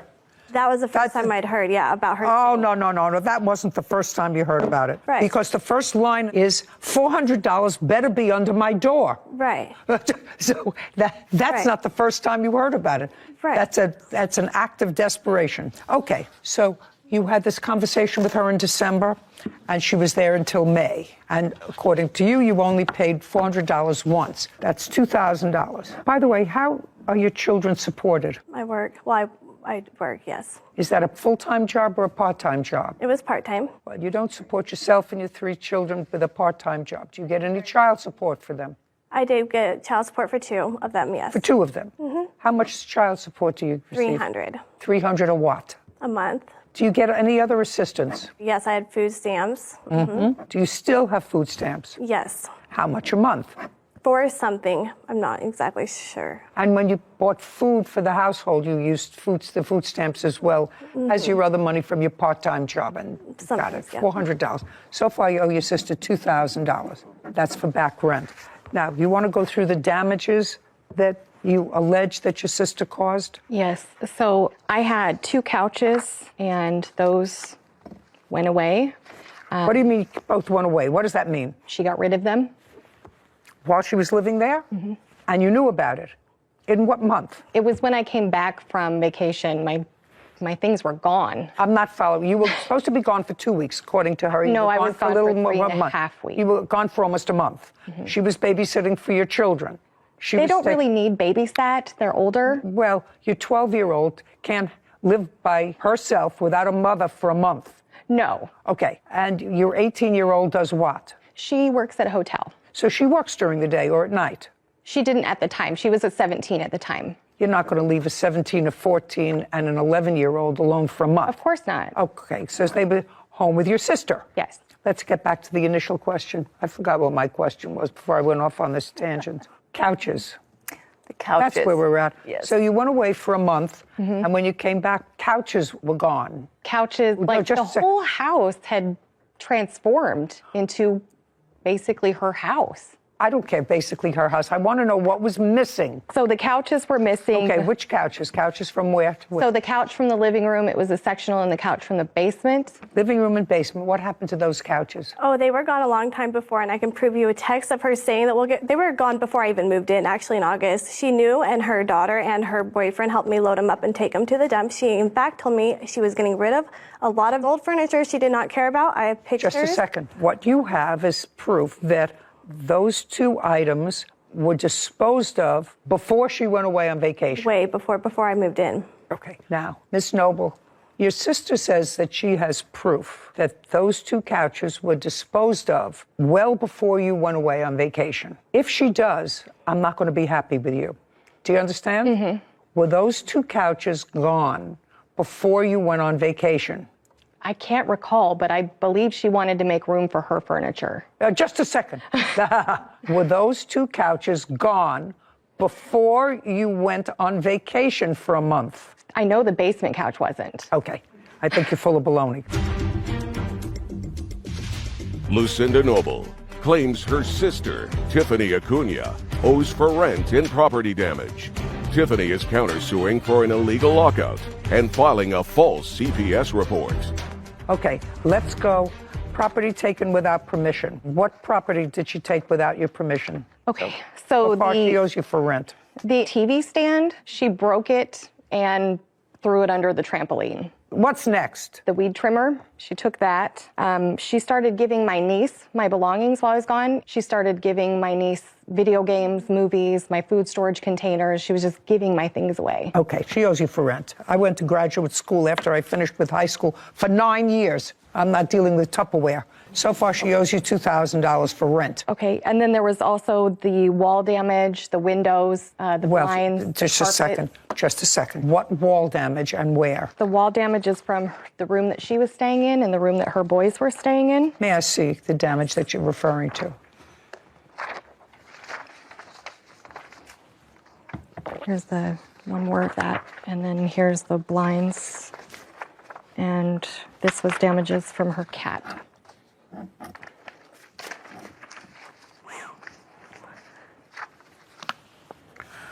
Well, this I can't see at all. Okay, so that I can't see at all. And if you're talking about nail holes, I'm not interested in nail holes where there were pictures, putty them up. I don't know what this is a picture of. Tell me. That's where her cat clawed up the carpet to get into her room. Did you replace the carpet? Not yet. Do you have an estimate for replacing or patching that carpet? They don't make that carpet anymore. Okay, I don't know that. How did these blinds get broken? I'm not sure. Are those the ones that were in my bedroom or the kids' bedroom? I really don't know, to be honest. But I do feel like I remember them being broken, but I just don't remember if they were broken when I already moved in or not. I really don't know, ma'am. I mean, honestly, I knew they were broken. It's like I'm remembering, but the house, like I said, was not in a good condition when I moved in. Okay, I'm not talking about the rest of the house. My daughter is actually, Tiffany told her that she knew they were. She doesn't remember. You tell me that these blinds were in good condition before she and her family moved in. Yes. If she says she doesn't remember, I have to rely on what you say to me, because that's not ordinary wear and tear. No. Do you have a bill for new blinds? From Lowe's, I have the estimate of what it will cost to replace them. Okay, I'd like to see it. You do have a cat? Yes, I have one cat. Okay. She has multiple. So we're talking about $47.98. Times 2. Okay. Anything else? Any other? For 2 blinds. I only see 1. No, those are 2 different windows. Oh, times 2. You're right. Anything else? I have to remove the junk that she left at my house. I was not allowed at her house. What else? That's... Okay, if you have to think that hard, then we're finished. We're moving over to the countersuit. Okay. Counterclaim is for an illegal lockout. Okay, let me run through this illegal lockout and dispose of it quickly. The illegal lockout that you're referring to happened when your sister, who shouldn't have, took the door off your bedroom. Correct. She says she took the door off your bedroom because you weren't paying close enough attention to your children. Correct. And I assume she's talking about the 2-year-old. Correct. And when she took the door off your bedroom, you called the police. Right, yep. I called the police. I have the incident report. Yes, you called the police, and the police came, and when the police came on, do we have the date? 26th April. The police arrived, and they told her she couldn't lock the door, and you were let in. Correct.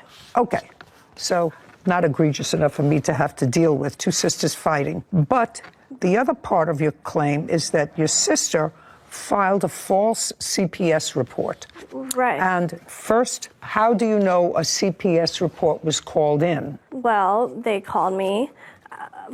Child Protective Services. Right, they did call me. But first, I actually had the phone call from my sister, my witness, who is here right now, because she had pre-warned me because she had gotten the phone call from this sister saying, Lucy is going to call on you. Okay. Do you want to step up? Sure. Tell me your name. My name's Stephanie Aslett.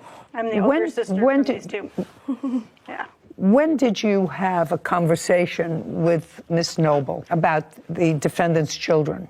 The same night that the cops were called. Tiffany had called me because Lucy's daughter had crawled through the window and opened the door. So you spoke to Lucinda? Yes. On April 26th? Yes. Did you call her or did she call you? She had called me because she wanted to let me know that the cops had been Do you recall that conversation? Yes, I do. Okay, tell me about the conversation. She called to let me know that she was letting me know that since I was the only one probably capable or in this position to take on a child, if CPS was involved, because the 2-year-old would not be able to go to his father. He was in prison at the time. And I was like, why are you calling and telling me this? Tiffany's a good mom. What's going on? And she goes, no, she's not. I've already called CPS and forewarned them that this is happening. She needs to be taken care of.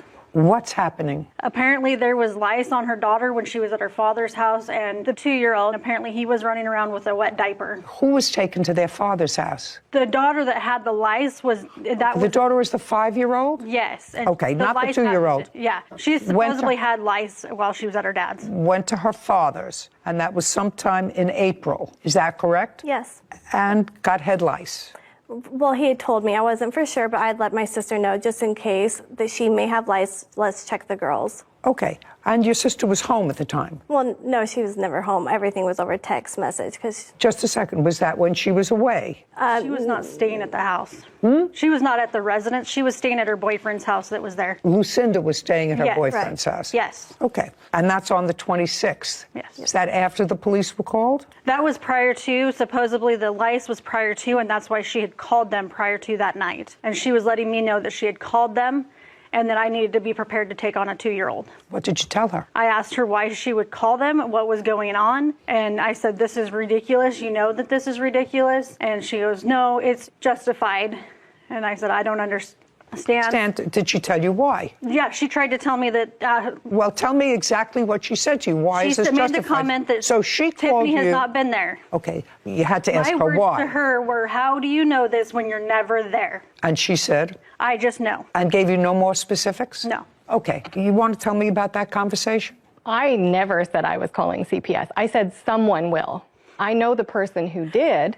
It wasn't me. Okay, well... But I knew it was going to be happening. Okay, Stephanie, let's get clear, okay? When you spoke to Lucinda and she said to you, in effect, are you prepared to take on a 2-year-old? Did she tell you that someone was calling CPS? No, she did not. She said that she would be the one calling and that she has already contacted them because of the situation at her home. Okay. Now, assuming you and your sister lived alone together, whether you spent time with your boyfriend, I know you have older kids, but you were away. When you were away for that month, were you staying with your boyfriend? Yes. Okay. And you left your kids alone, correct? With my sister. With your sister. Now, why would you feel comfortable about leaving your own children with your sister if you felt that she neglected her own children? They didn't need the amount of care that a 2-year-old does. Are you telling me that a 15-year-old doesn't need a lot of care and watching these days? Or a 12-year-old or an 11-year-old doesn't need a lot of watching and supervising? Is that what you're suggesting to me? Not as much as a 2-year-old. Well, one is a physical watching to make sure that it eats and drinks and is bathed periodically. The other two are far more difficult. You got to have eyes all over the place to watch a 15-year-old and an 11-year-old. Got to have your eyes on their computer. You've got to have your eyes on their iPad. You have to have your eyes on their schooling, on their homework, on their everything else. You take a month to go off with your boyfriend. That, to me, is not participating with your children, especially since you suggest that your sister, with whom you left your children, was neglecting her own children. Your Honor, I would just like to say that I was reaching out to her a lot of the time, too, where I would get 1 week, there was nothing. She said, I'm sorry, I had no Wi-Fi. Her children were skipping school. They were not listening to me. They would not do their chores. Do I need you to reinforce what I just said? Right. I don't need you to reinforce. Lucinda Noble is accusing her sister, Tiffany Acuna, of refusing to pay for rent. Tiffany claims Lucinda wrongfully reported her to Child Protective Services. Now, you have something you want to say? Many things, actually. Well, many things. I don't want many things. What I want, stand up. What I want to know is you're her daughter. Yes. Your first name? Anna Noble. Anna, what do you do? I work front desk at a hotel. Graduate from high school? No. Why? I was pulled out and moved to Missouri. Pulled out by whom? By your mother? Yeah. And when your mother pulled you out, how old were you? 17. Had you been going to school before? Yes. In what jurisdiction? It was an alternative school. When you say an alternative school, what kind of an alternative school? For troubled youth. Tell me about your trouble. Was it behavior trouble? It was many things. I was a very wild teenager. Until when were you a wild teenager? Until I sent her to live with her dad. I didn't ask you any questions. So now you can sit down. Okay. I'm not going into anything else. Lucinda, so far you went away for a month with your boyfriend, leaving your 3 children who you say don't need supervision. How long were you home before you took the door off her bedroom? I got back from vacation in February, early February, and the door was removed in April for a few hours. Okay. Do you have any proof other than this conversation that the plaintiff called CPS? I believe it is proof. Just the thing that was reported is something she would only know. Would that be considered proof? Well, okay. Let me hear what was reported. It was reported that I would not treat my child with lice. That was what the CPS report was, and it was unsubstantiated, and I have that all proof. Okay. When your 5-year-old went to her father, she went to visit with her father, and children do get head lice. It happens periodically. Lots of children who go to school, who interact with other children, come home and they get head lice. Had a lot of children, a lot of grandchildren, and it happens. And you usually treat it. I assume that her father did not treat it. Is that right? He did treat it. He told me. He told me immediately. So he treated it. So how do you know that the head lice was the nature of the complaint? That's what was on the report. May I see it? Your children weren't removed, except for your boy. My one son, and then that lady. And then returned. All 3. Oh, yeah. All 3 kids were taken. That's it. Okay. Okay. There you go, sir.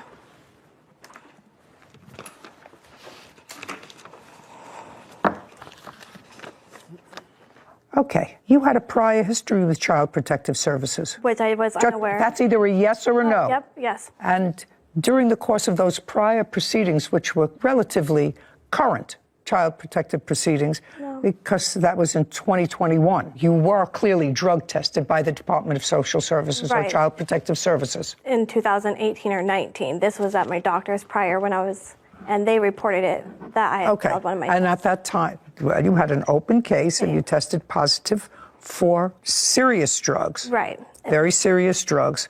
And this says that while under the influence of those drugs, you drove your children to the doctor's office while under the influence. Right. That's the report. Right. Okay. These reports all seem to indicate that they tried to see you, but you kept canceling appointments with them and were a no-show. Well, okay. That's what this report says. You gave me the report. Right. So let me understand this. After coming in and making an assessment, Child Protective Services determined to file a petition on behalf of your youngest child. Yes, they did. Okay, yeah. Well, after everything I read there, I think that was probably a good idea. I don't know what happened with that. I assume that the petition was ultimately dismissed if you have your children back with you. Right. Do you have your children back with you? Yeah, right away, as soon as I went to court that day. That's okay. They determined, after they spoke to you, and irrespective of either her motivation or anybody acting on her behalf, or somebody that she knew, or her, called Child Protective Services. The question that I'm presented with, was there a basis for concern about your children? No. And based upon the reports that I've read here, and those are reports that you gave me, that those serious questions about what was going on with the young children in your house deserved a second look. You had had a history with methamphetamines. You had a serious weight loss. You refused to meet with caseworkers, according to the report you gave me. I have other reports, too, if I may, please. Thank you. I'm not finished. Okay, good. Thank you. Because if you've been in family court, as I was for 25 years, often incidents are called in of suspected child abuse and neglect. A caseworker goes out, takes a look, and says, I'll continue to watch it, but I don't have to file a case. It hasn't reached the level where I think that I should file a case and remove a child. In this case, Child Protective Services came and tried to do an investigation, which according to the worker, you evaded. You missed appointments, you rescheduled, you didn't show up. One time. And then, not one time. They also had a prior history of you involving drugs, involving driving your children under the influence of drugs. Recent history. Didn't happen 20 years ago. If it happened 2019, this says 21. If it happened 2019 or 2020, that's still recent history. Okay. So whoever called, it was worth, according to this caseworker, they had sufficient information based upon what they saw and what they knew to remove the 2-year-old. So that part of your case is dismissed, which is the only part of your counterclaim that I was really entertaining. You owe your sister $2,096, $2,000 for rent and $48 for, I forget what it was, blinds. Thank you. We're done. My Report is property, adjourned. We're done. I had drug tested every month during the time that this happened, and it was like an oopsie under my doctor's supervision. I've just helped her, and she takes advantage and takes advantage. You don't call CPS on your sister when you're the one that took off to Africa for 3 weeks, 4 weeks. And this whole thing wasn't about money. It's just I needed someone to tell her, look, you can't take advantage of people anymore. She's still the outcast that everyone's upset with. I'm not the outcast, though, but I'm definitely not helping her anymore. So we've seen it a lot here, claims for unsubstantiated CPS reports being filed and people seeking damages for that. So I'm just wondering, do you think there was a basis? Is that why, obviously, you didn't rule in her favor on the claim of the false CPS report? So there must have been something in there that... You know, when people use Child Protective Services as a retaliation for other behavior, that's always abhorrent. But there are some situations where CPS may be called because someone knows that there is an abuse or neglect and has not done it until the other person irritates them. Well, that's not a false CPS report. Maybe motivated by something else, but that's not a false report. And so, in this case, the defendant had a history with CPS, current history with CPS that was relatively serious. Well, then it was a good thing that CPS went. Because that would be basis itself. It's basis itself, basis itself. That alone. And just because she was cleared at the end of the day and has her children back now doesn't mean that it was an unsubstantiated claim. Oh, no. They're watching. Yeah. They're watching. And they should be watching. I don't think any of them are bargains. The 18-year-old daughter who was here, who was a troubled child, according to her, and never graduated from high school, although she's working, because her mother moved her around also a lot, was certainly an inadequate caretaker for the other 2 younger children. She goes off for a month with her boyfriend. It's amazing how some children just grow up by themselves. Sometimes it works out okay. I don't know, somehow I felt sorry for all of those kids, that they're not getting all the loving and nurturing that they should. Hopefully maybe after today she... Hello guys, আসসালামু আলাইকুম, welcome to my channel. Again আপনাকে স্বাগতম জানাচ্ছি আমার নতুন একটা ভিডিওতে। আশা করি সবাই ভালো আছেন, সুস্থ আছেন আর আমাদের সঙ্গে আছেন। সেহেতু আমাদেরকে এখন বানাতে হবে আপনাদের জন্য ভিডিও অ্যান্ড খুঁজতে হবে একটা চ্যাপ্টার, যে চ্যাপ্টারটা আপনাদেরকে পুরোটা সময় আমি বকবক করে শোনাতে পারবো। সো খুঁজতেছি আর কি চ্যাপ্টারটা। যদি আপনাদেরও পছন্দ কোনো চ্যাপ্টার থাকে অবশ্যই আমাদেরকে জানিয়ে দেবেন, সেহেতু আমার সুবিধা হবে আর খুঁজতে হবে না। তখন ওই চ্যাপ্টারটা নিয়ে কথা বলবো। যেহেতু এই পড়াশোনাগুলো আপনারা সম্পূর্ণই পান না, তবুও চেষ্টা করি আপনাদেরকে যতটুকু পারি ততটুকু বলার। আমি নিউটনীয় বলবিদ্যা শেষ করেছি অন্য এক ভিডিওতে, আপনারা চাইলে দেখে আসতে পারেন। তারপরে আবারও এখানে দেখতে পাচ্ছি আরও অনেকগুলো চ্যাপ্টার রয়েছে। দেখি কি পাওয়া যায়। আসলে দেখছি যে কর্মদক্ষতা পড়েছি, তারপরে অভিকর্ষণ ধরনে পড়েছি। সো আরও অনেক কথাবার্তা রয়েছে যেগুলো আমরা আপনাদের সামনে তুলে ধরতে পারি এবং পড়তে পারি। সো আমি দেখতে পাচ্ছি এখানে স্পর্শকোণ, তারপরে অনেক পড়াশোনা রয়েছে এবং ম্যাথ রয়েছে। সো আমি চেষ্টা করছি আপনাদেরকে কিছু পর্যায়বৃত্ত গতি নিয়ে একটু আলোচনা করি। আসলে পর্যায়বৃত্ত গতি নিয়ে আমি কখনোই আপনাদের সামনে কথা বলি নাই। সো বলতে যাচ্ছি পর্যায়বৃত্ত গতি সম্পর্কে আপনাদের সঙ্গে কথা। এখানে রয়েছে পর্যায়বৃত্ত গতি, আপনার 8 অধ্যায়। সো চলুন আমরা পড়াশোনা শুরু করি। পর্যায়বৃত্ত আসলে পর্যায়বৃত্ত গতিটা জানার আগে আমাদেরকে যে পর্যায়বৃত্তটা কি সেটা জানতে হবে। আর আমি আপনাকে যদি সংক্ষিপ্তভাবে একটু পর্যায়বৃত্তটাকে এক্সপ্লেন করার চেষ্টা করি, একটা গোল চিহ্নকে আমরা কিন্তু ওইটার বিন্দু থেকে বলতে পারি যে এটা পুরোটা একটা পর্যায় আর এটা একটা বৃত্ত।